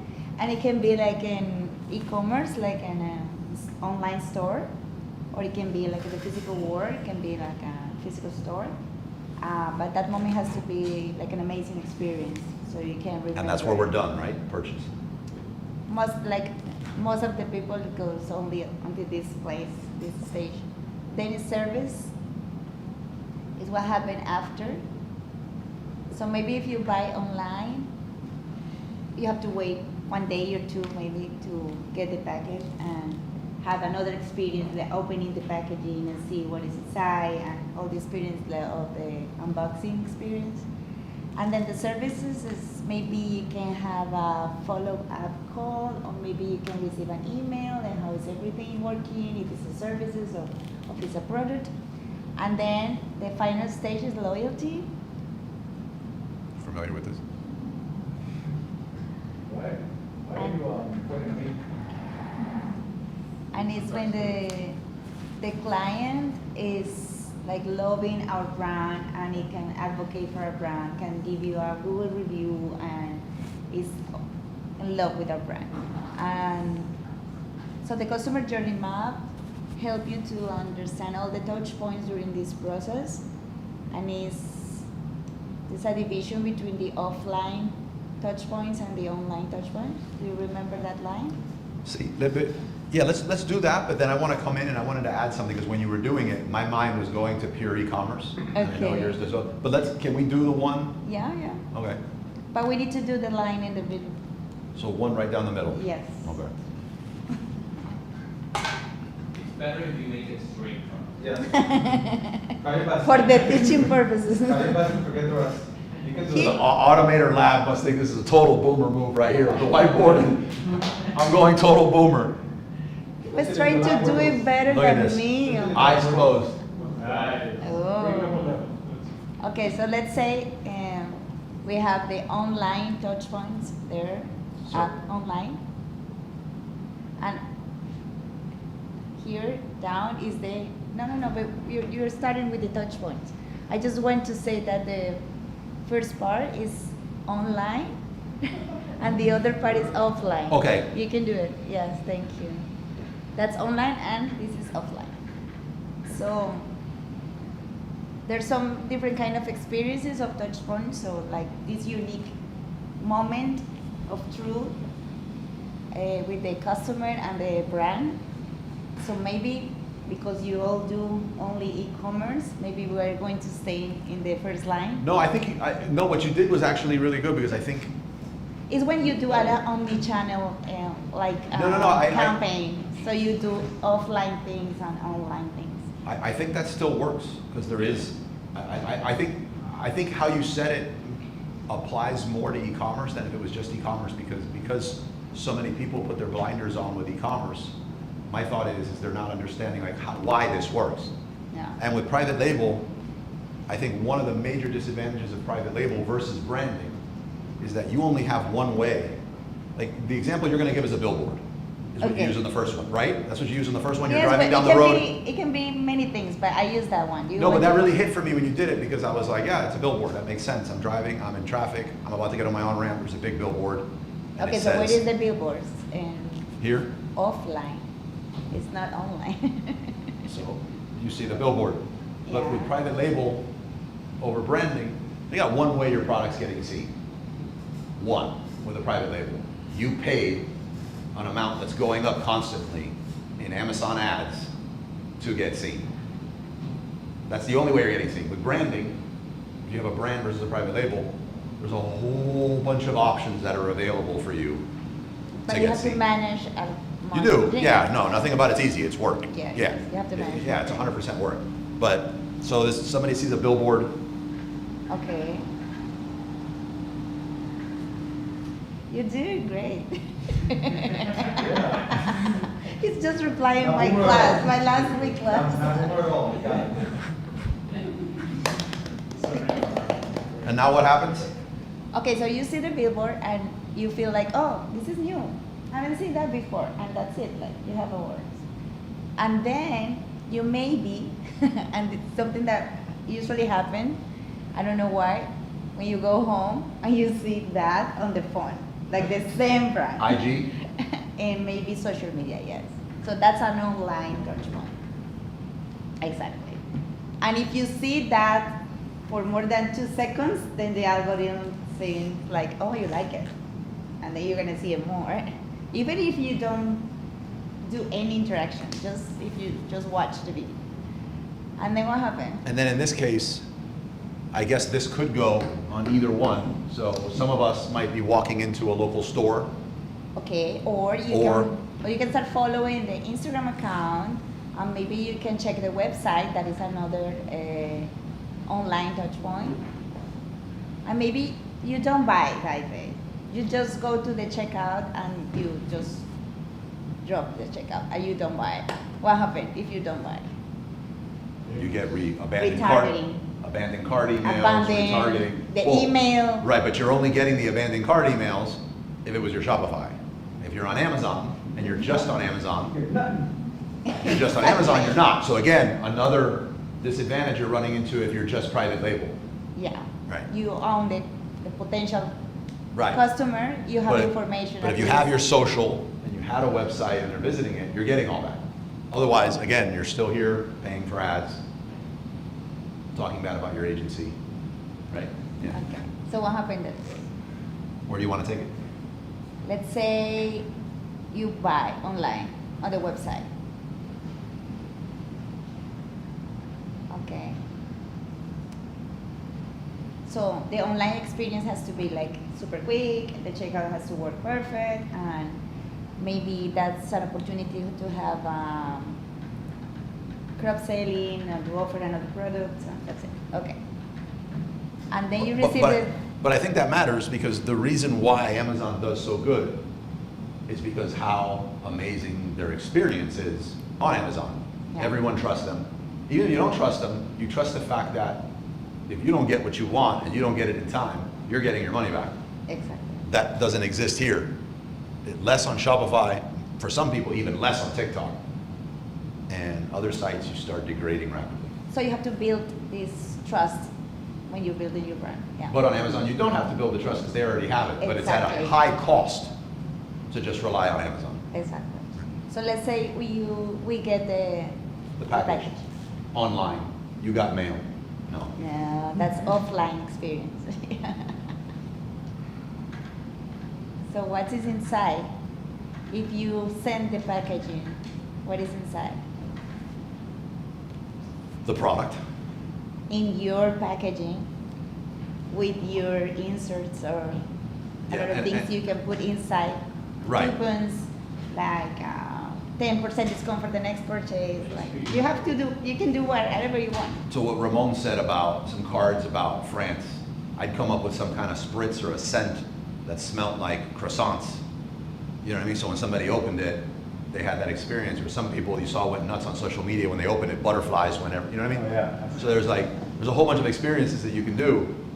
Again, this is a group that we're talking about succeeding on Amazon, and succeeding in our business. I'm not bashing Amazon, but today's session is pointing out the difference between private label and branding. Here, like everything she just said, she doesn't know Amazon. So it's funny, she says a coupon, maybe a nice letter. You can't do any of that with Amazon. No. You can't do any of I that. know. And it's not in your own packaging. It's in an Amazon box that you receive, Delivered by Amazon. delivered by an Amazon driver. Right.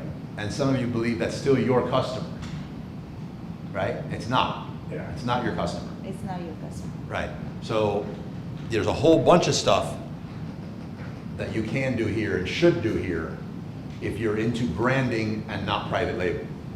The furthest some of us take it is, what's the most acceptable black hat way that we can put a fake looking credit card in here to get some gamified reviews? Like, that's about as far as we go. Nothing about any of the other stuff that she mentioned, which is super important, but only becomes applicable if you're branding, not private label. Service. Let's say you don't like the product. So you have to return. You have to call. You want to go up with it, or Yes. it's online? You have to call, or like Yeah, make a email, claim online or something like call. Send a text. that. Yeah, AI bot, exactly. great experience. Oh, I hate that. everybody hates it. Great experience. Can't wait to release an ad on our customers. Hello, friend. I hope you're having a great day. Actually, I have some mixed. It's getting feedback better. on that. Huh? I have some mixed feedback on that, like from clients. Some of them. No, I agree. That was just a shot at the AI world. No, I agree. There's certain things that Sometimes I'm there. I like the fact that there's preloaded things that the AI can help me with, yeah. You go faster. Okay, so let's say you're okay with the service and they ask you to sign up for the membership, something, a program, a loyalty program. Or a subscribe and save, like an ability to subscribe and, Yeah, right? so you can be part of the loyalty group or something, or, By the way, I found the product that you were talking about, the vaginal probiotic. Yep. Udo. Udo. And the second image was an image guiding the customer on how to subscribe and save. Yeah. That was the first time that I've Wow. seen that. The second image. Yeah. They're Wow. primarily a meta ad, all focused on the LTV of the customer. Like that's what they're about. Amazon is like, if you're going to sell online, you need to have some sort of answer for Amazon because it's the largest product search engine in the world. The big issue, and it speaks to today's point, and I thank you for this, by the way. She's probably never going to come back because I put her on the spot. That's it. I'm sorry that I put you on the spot. no, it's okay. Yeah. It was just I really- always survive, always. But it's, And the good about this is you own the customer. It's in your loop, and you have to make sure that it's always there, and he's buying every time. so a major change with private label and branding, and why I think the topic today is so important, is that there was a time, many years, most of the years on Amazon, where I've always been just the way I am, more of like marketing and email and customer experience and all that there. But it's no longer, in my opinion, it's no longer a choice with this anymore. So like, if you're gonna get into, I know we're still gonna interchangeably use the word private label and branding, I'm probably going to refer to it as your private label next week. But when I talk about private label, I'm talking about branding. And things like email newsletters, things like video and audio and the way you engage with other brands and collaborations and like all that stuff is really important. And I think nowadays, you don't have to do all of them. I don't recommend turning all of them on at the same time. They're complicated. I think there's a learning curve to them. A lot of them that I do when I started, they were horrible. Horrible experience, wasted my time. But like you said, there's a half-life to some of these problems, and you keep working through them, and then eventually it's a tool you have in your toolbox that just works fine for you. But this, I felt like when I saw her do this, I was like, man, because I knew I had this event coming up. And I was like, this is... Get the red one. The red one? The red marker so you can do your own line. Oh, did I have a red one? But it would be curious, like, first of all, there would be no offline except for delivery. And that's not even by your design, right? So you would be, this would almost be... What are you going to do? I'm trying to see whether I should split this by private label in brand, or if I just do a private label as a private label seller. Yeah, I'm gonna do it as a PL. Is everything is online or no? Yeah. So is there an advertising? Is Ways that you can get seen. ads? One. Hey, Yeah. Mr. Bezos, here's Yeah. my money. Jeff Bezos. Your other one, consideration. In this case, here Maybe you had if you have IG, you had Twitter, you had your podcast, you had YouTube, your email newsletter. But you're going outside the Amazon platform? You can use all the channels? Most private label sellers do not. Something as a private label seller that's becoming this thing now that you're grudgingly considering is influencers on TikTok Shop. Like at this point, like you're just getting bombarded everywhere and you're like, oh my God, I need to give away free product and deal with these influencers. And thank God now there's these platforms and I don't have to do all this manual hand-to-hand combat to try to do it. So grudgingly, some private label sellers are coming around to saying, okay, let me pay these influencers. Not invest in a really good influencer, more of like a shotgun approach, those people. Not a lot of strategy behind it. So the only awareness is like No, paying? no, the only awareness is more of this. Yeah. You want to get seen again, so it's, But when you pay a lot of these, I'm asking because I'm not this expert on Amazon. Do you have like an organic position, like in Google? What happens here is, like, imagine that these were all positions on the Yeah. Amazon product detail page. Uh-huh. When you start, you're on page 15, nobody goes there. No, you're not getting seen, but Yeah, when you somebody barely- searches for, red top, the only way you get seen is if you pay for an ad, I know. called red Sponsored. top. First one. You pay for that. Your product has no But with reviews. the time that you have been paying for many years, or then you get like an organic position, or Oh, never? not because you paid, Yeah. but because of your conversions Okay, according on to a your given conversion. keyword.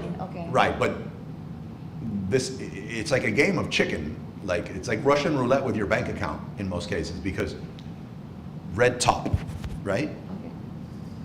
You're gonna sell your red top for, I don't know, how much would, maybe we use something else. That backpack, your backpack that you have behind you. How much did you pay for the backpack? Paid $50 for that backpack. You got ripped off. I'm just kidding.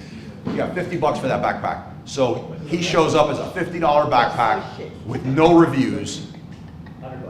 $50 backpack, no reviews, nowhere on social media. There's that backpack with a hydration flask and a hose coming out of it that some seller in China has just listed up there for $20. And his skill set's not photography. It might not even be in most cases it's not marketing. There's anything about branding. So he got the best shot that he could. The other people, killer images. Why do you pay the $50 for his backpack and not the $20 from some random one in China? He doesn't have any brand awareness regarding backpacks. The only exception might be like the bags that I have, my computer bag and everything.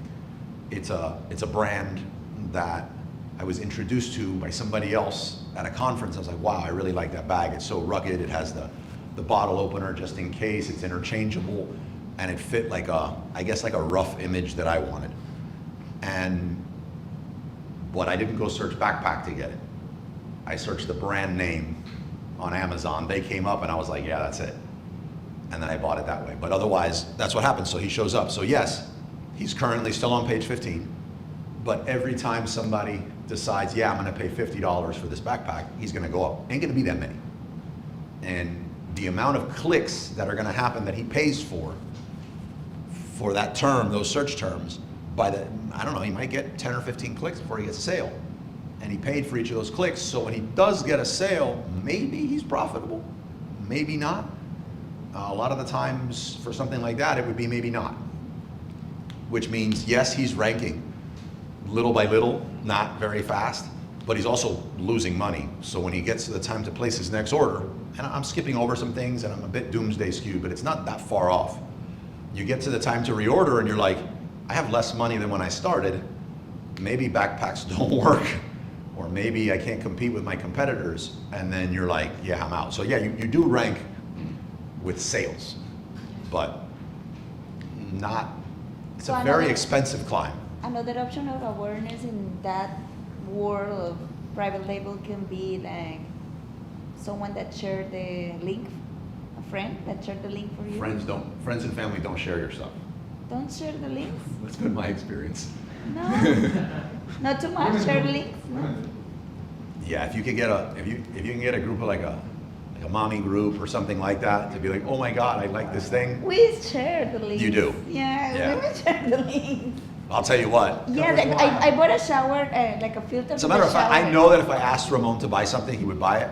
Well, he'd probably be like, how can I get connected? What's the blowback to me on my seller account? Which is obvious, well, you could do that. I think I could get him to buy it, but knowing that it would put him through those motions as a guy, I would be like, I'm gonna find somebody else. I'm not gonna put him on the spot. I'm gonna get somebody else to buy it.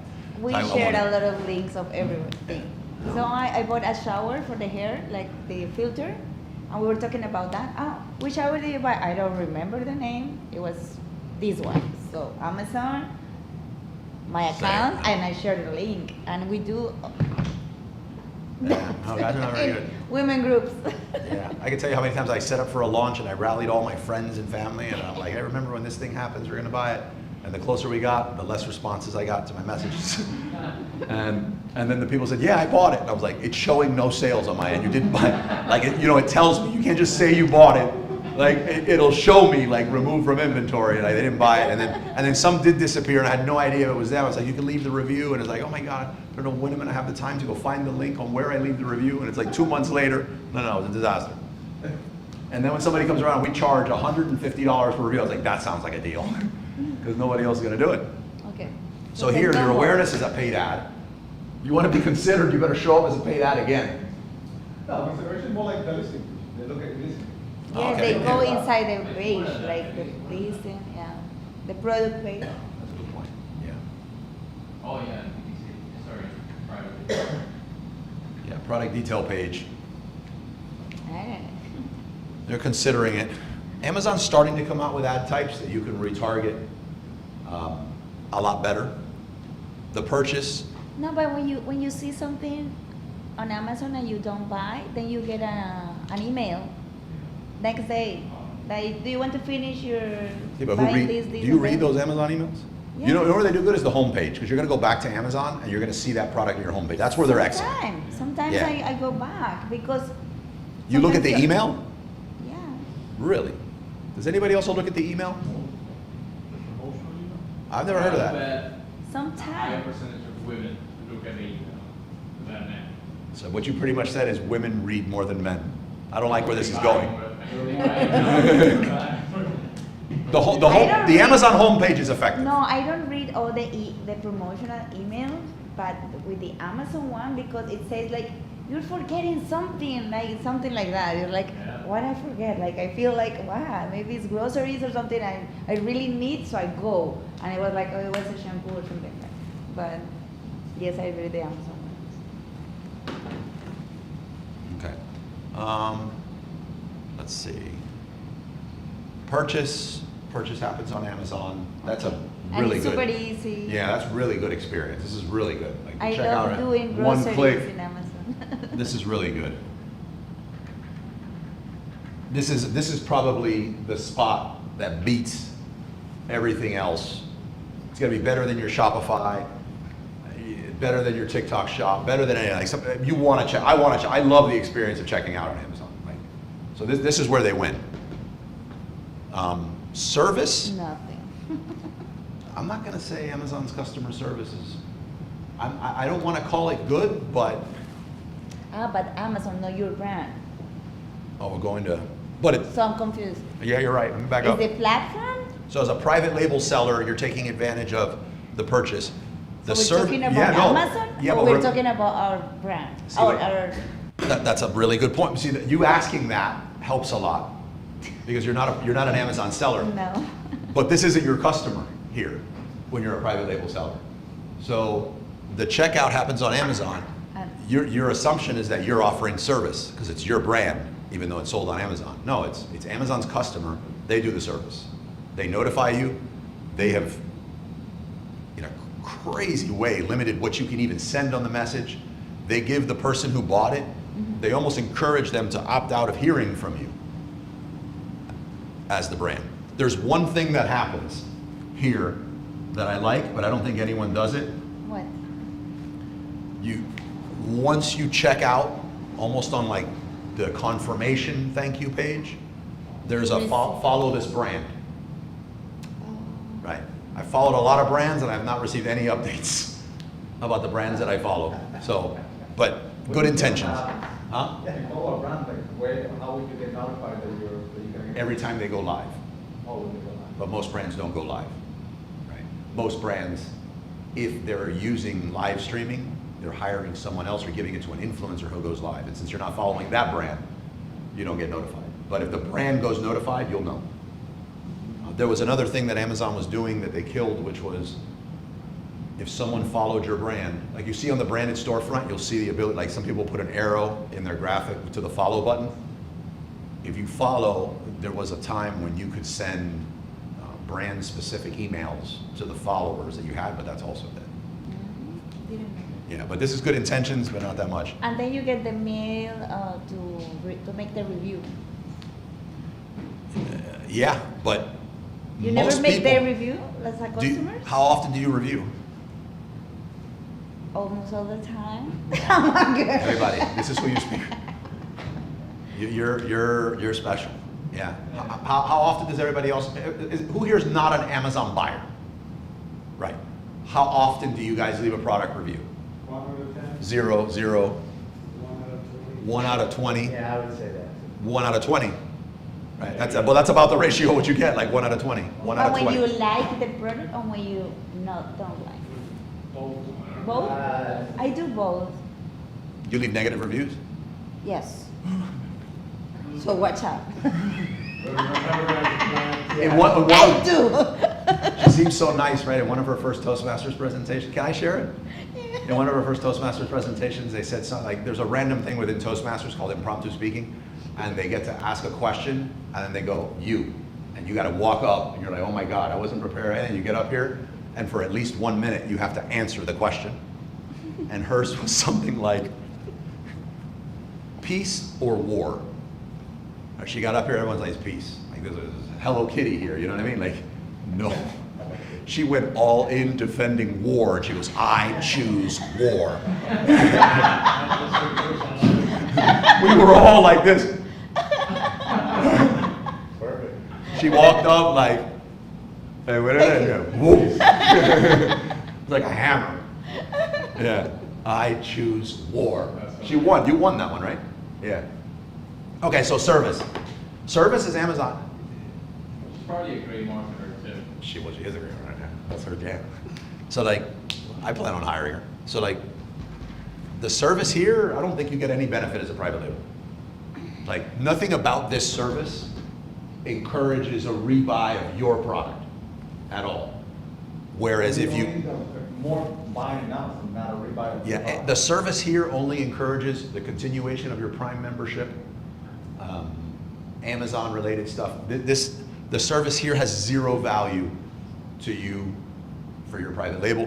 Whereas if you had a brand, there's a lot here. This is a very, very powerful area that you can take advantage of. I mean, customer service, you guys have heard me harp on it. If I get something bad in customer service, the way I address the customer service stuff, that turns into my most loyal customer ever. Like, I overwhelm them with like an amazing experience. So you get none of that.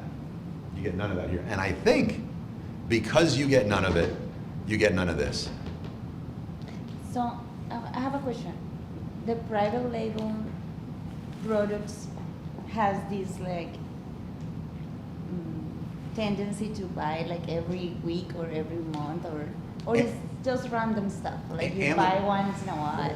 Amazon educates, I'm gonna say poorly, but they're obviously doing great with it, so good enough.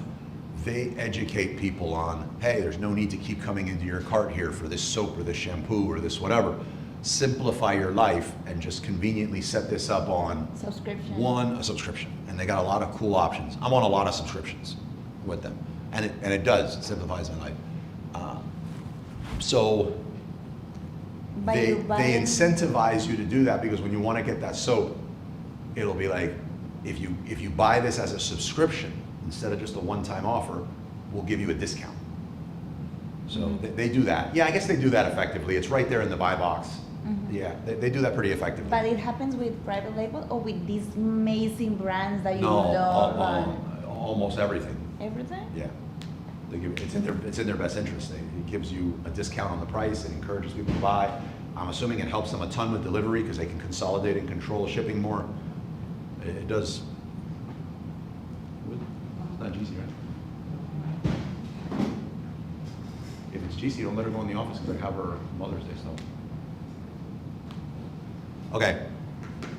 So loyalty here, I don't think you get any as a matter of fact, you guys can disagree with me here, but I mean, I'd want to hear it if you disagree with me, but I don't think when you subscribe, when you do a subscription, a subscribe and save is what it's called, to a product on Amazon, I believe the loyalty you have there is going to Amazon, whereas the relationship of a subscription on a website that you own is completely different. Like, it's directed to you. That's my take. I don't know if I don't know if I'm explaining that well. I don't know if you want to disagree with that, Ramon, but when you do a subscription on Amazon, your loyalty doesn't go to the brand you subscribe to.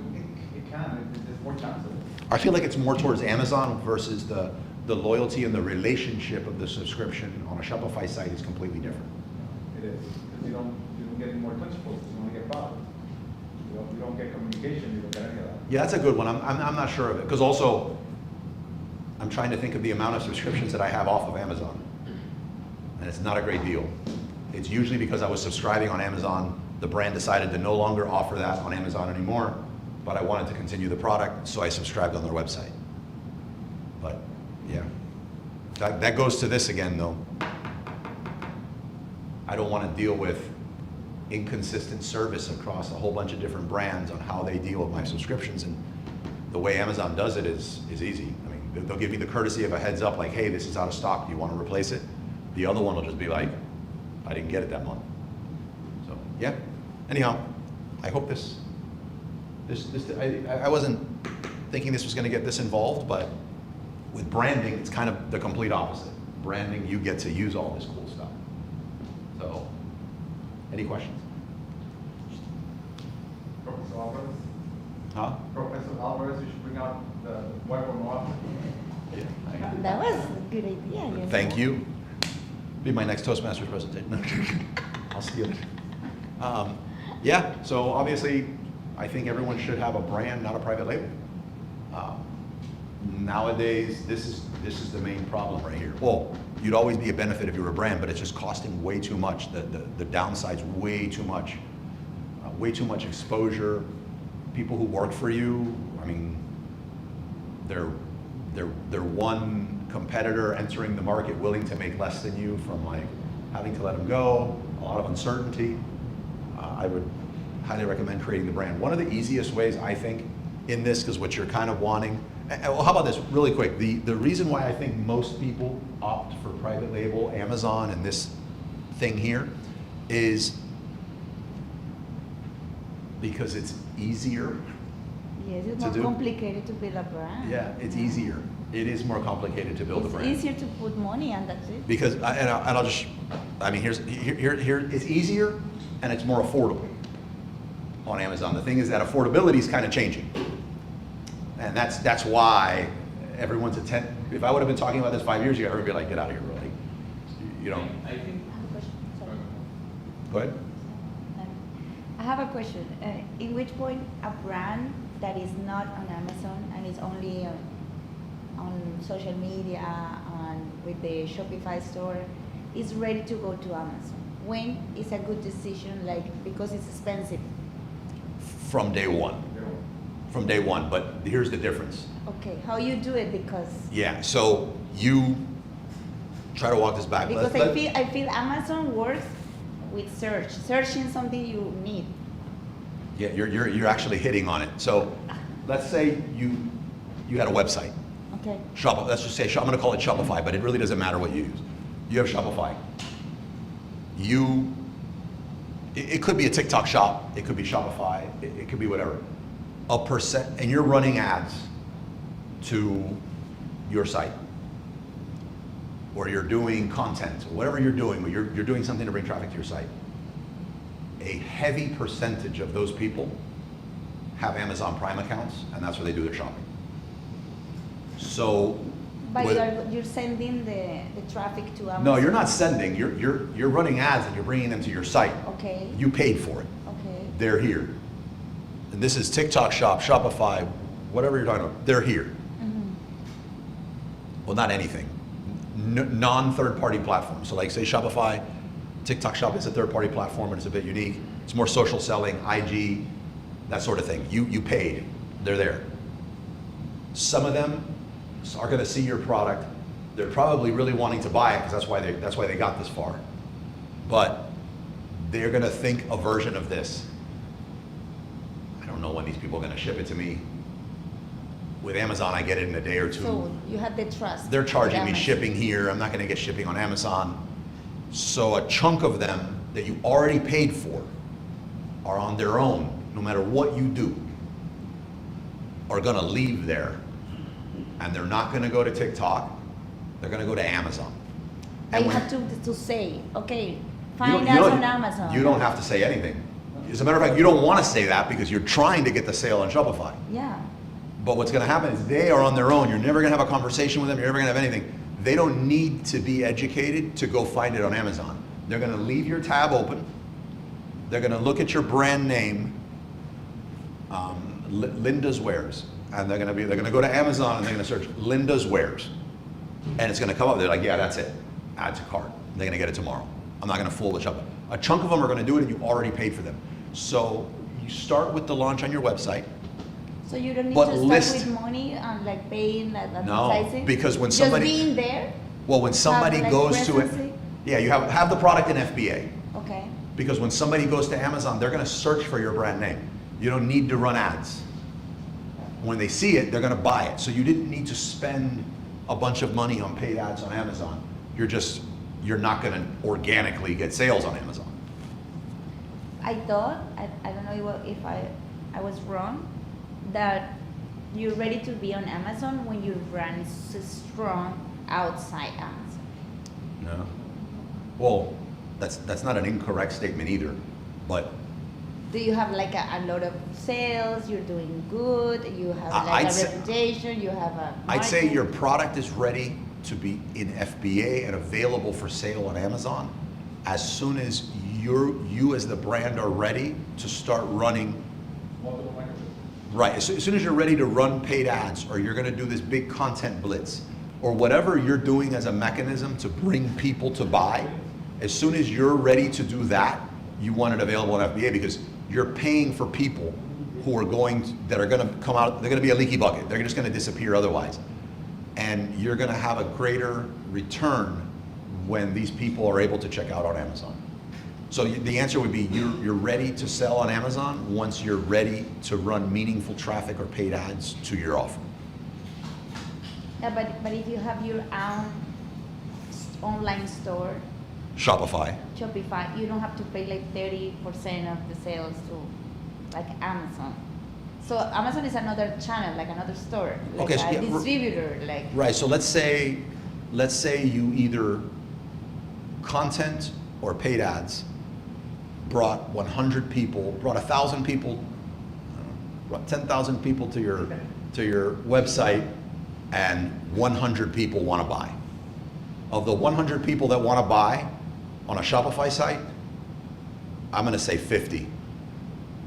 50 of those people are going to buy. You're having no interaction with them, you're sleeping. This is happening at night. 50 of them are going to open another tab and search for your brand name on Amazon.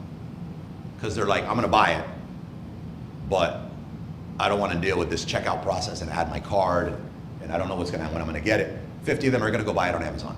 If it's not available for sale on Amazon, they're just probably not going to buy. Let's say of the 50, 10 do. 10 go back and I can't find it anywhere else, let me just buy it. But you lost 40 sales. So yeah, the percentage on Shopify is much less. I'd rather all 100 happen on Shopify.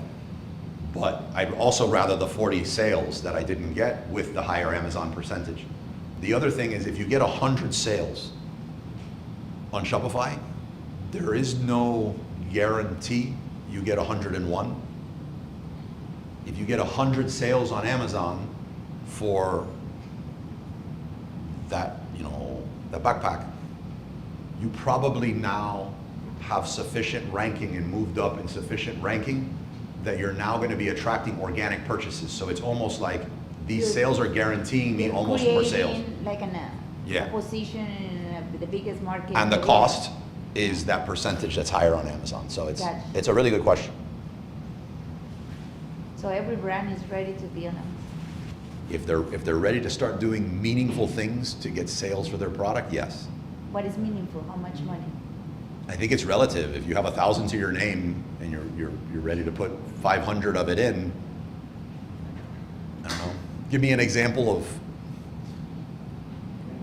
I don't know. Do you plan on running? No. Yeah, it's almost anything. Your cost on Amazon just to have your products there is $39.99 a month. That's it. That's almost The seller monthly. That's almost the same as your monthly on Shopify, right? 21, 29. Yeah. So you're pretty much equal there. Now you're going to start spending money or resources on getting sales. To get the biggest percentage of those sales that want to convert sold, you're going to have to be listed on both. What ad is more expensive, Amazon or Meta? Meta. Okay. Meta and Google are more expensive than Amazon. But again, that gap is closing. Oh, really? Yeah. Which makes other non-Amazon marketing things more attractive now. Yeah. And TikTok? How's TikTok? TikTok, same thing. But instead of running paid ads, you're using an ad budget to get a bunch of micro influencers to get up there and talk about your product and bounce around about your product and say, I love this product and eat your product. And they're incentivized to do that because if someone clicks on the link in their video, they get paid. That link takes them to a TikTok shop. A chunk of those people are going to be like, I want to just buy this on Amazon. They search for your brand name on Amazon. So even if you want a TikTok launch and you're like, I don't want to spend any money in ads on Amazon, and you're going all in on TikTok shop, you should still have your products listed and available in FBA on Amazon.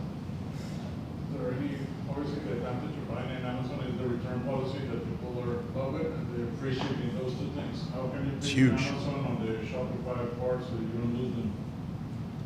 How do you what? How can you beat Amazon? You don't. Even if you offer free shipping? It still doesn't do it.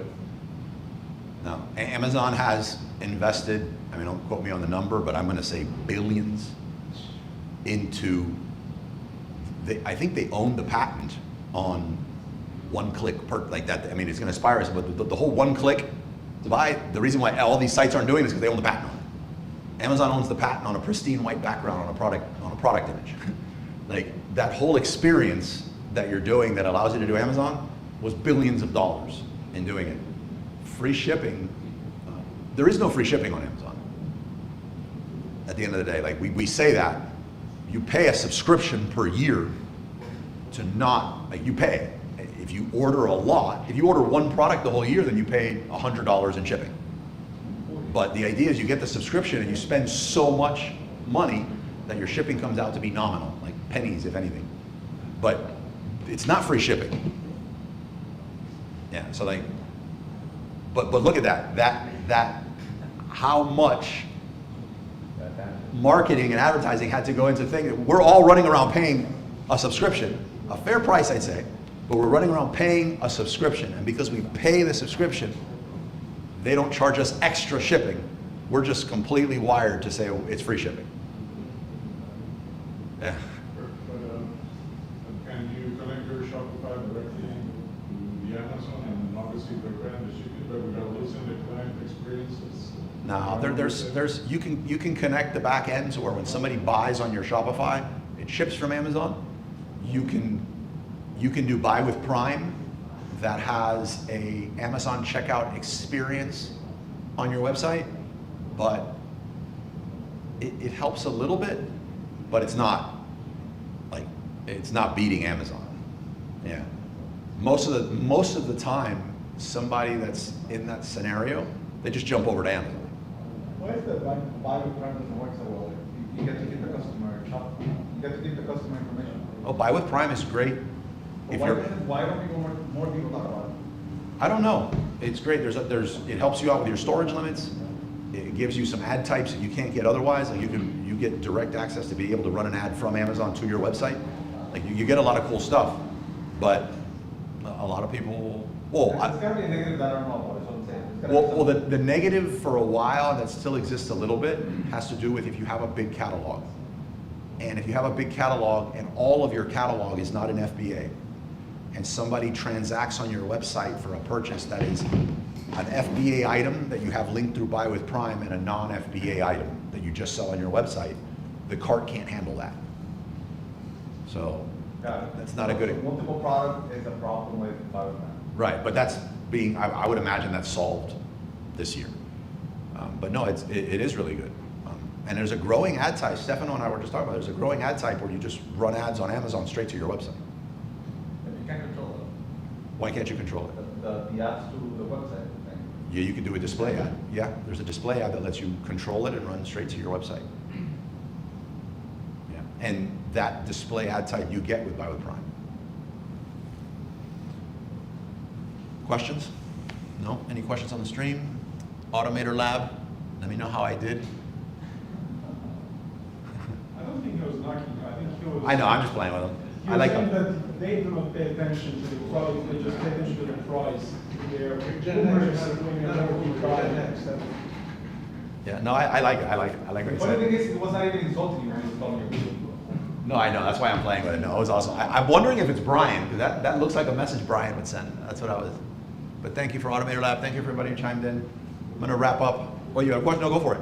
Well, no, the last question is, like my family members in South Africa, they buy on my Amazon account and they get shipped over there. But aren't there other locations where Amazon can ship from? When you're going like to Latin America, how do they get the stuff delivered? Is it other AWD locations like Mexico? You can ship to Latin America and buy from the US market, you just pay extra. Yeah, Shipping. you just pay for shipping. Yeah, I don't. But there's other locations in Mexico, isn't there Amazon Mexico? If you're selling in Amazon Mexico, you might be in like an FBA center in Mexico. And if they buy your product, if they buy a Prime eligible item in Mexico and they're shopping on Amazon Mexico, then they'll receive the product, no problem. I guess the issue would become if they're in Mexico and they're buying from Amazon.com, the product, there's a lot of cool stuff Amazon has. They probably still receive it pretty fast. If we want to sell in Canada, you can still ship it from the US, or do you also have to do FDA in Canada? If you really want to be selling good in Canada, you should be in Canada in an Amazon FBA center in Canada. But you could list products FBM in Canada, and when you get an order, just have your shipping time take into account that you're going to be shipping it from the US, and factor in how much the shipping is going to cost you for the item, and you could ship, but it becomes the same thing as if you were on Amazon.com and you wanted to buy something and you search for your backpack and you're like, oh yeah, this one's available in 10 days, shipping from Canada. But there's another one that's like not too different and it's available tomorrow. So it's gonna be a hard sell. It's like picnic, no sandwiches. It's kind of what it's like. Yeah. Yeah. It's like picnic, no sandwiches. All right, everybody. Happy Mother's Day if it applies. Your business, family, dog, whatever do you have? Mother somehow. Happy Mother's Day. Thank you. Happy Mother's Day to everybody on the stream. You have a dog too. Some people don't have kids. I did it one time in the beginning because I said Happy Mother's Day to somebody, and they got offended because they didn't have kids. And I was like, I wasn't looking for a fight. Like, so now I just say, I pivoted live, and I was like, well, you have a business. You might have a dog. You might have a cat. Whatever it is, your Mother's Day to that. Like, Whatever gets you out of here. yeah, just I assumed that it was a better thing to say than just assuming there was nothing and then not saying anything. So everybody else who has a mom or wife or whatever, have an amazing Mother's Day weekend. Mom, happy Mother's Day.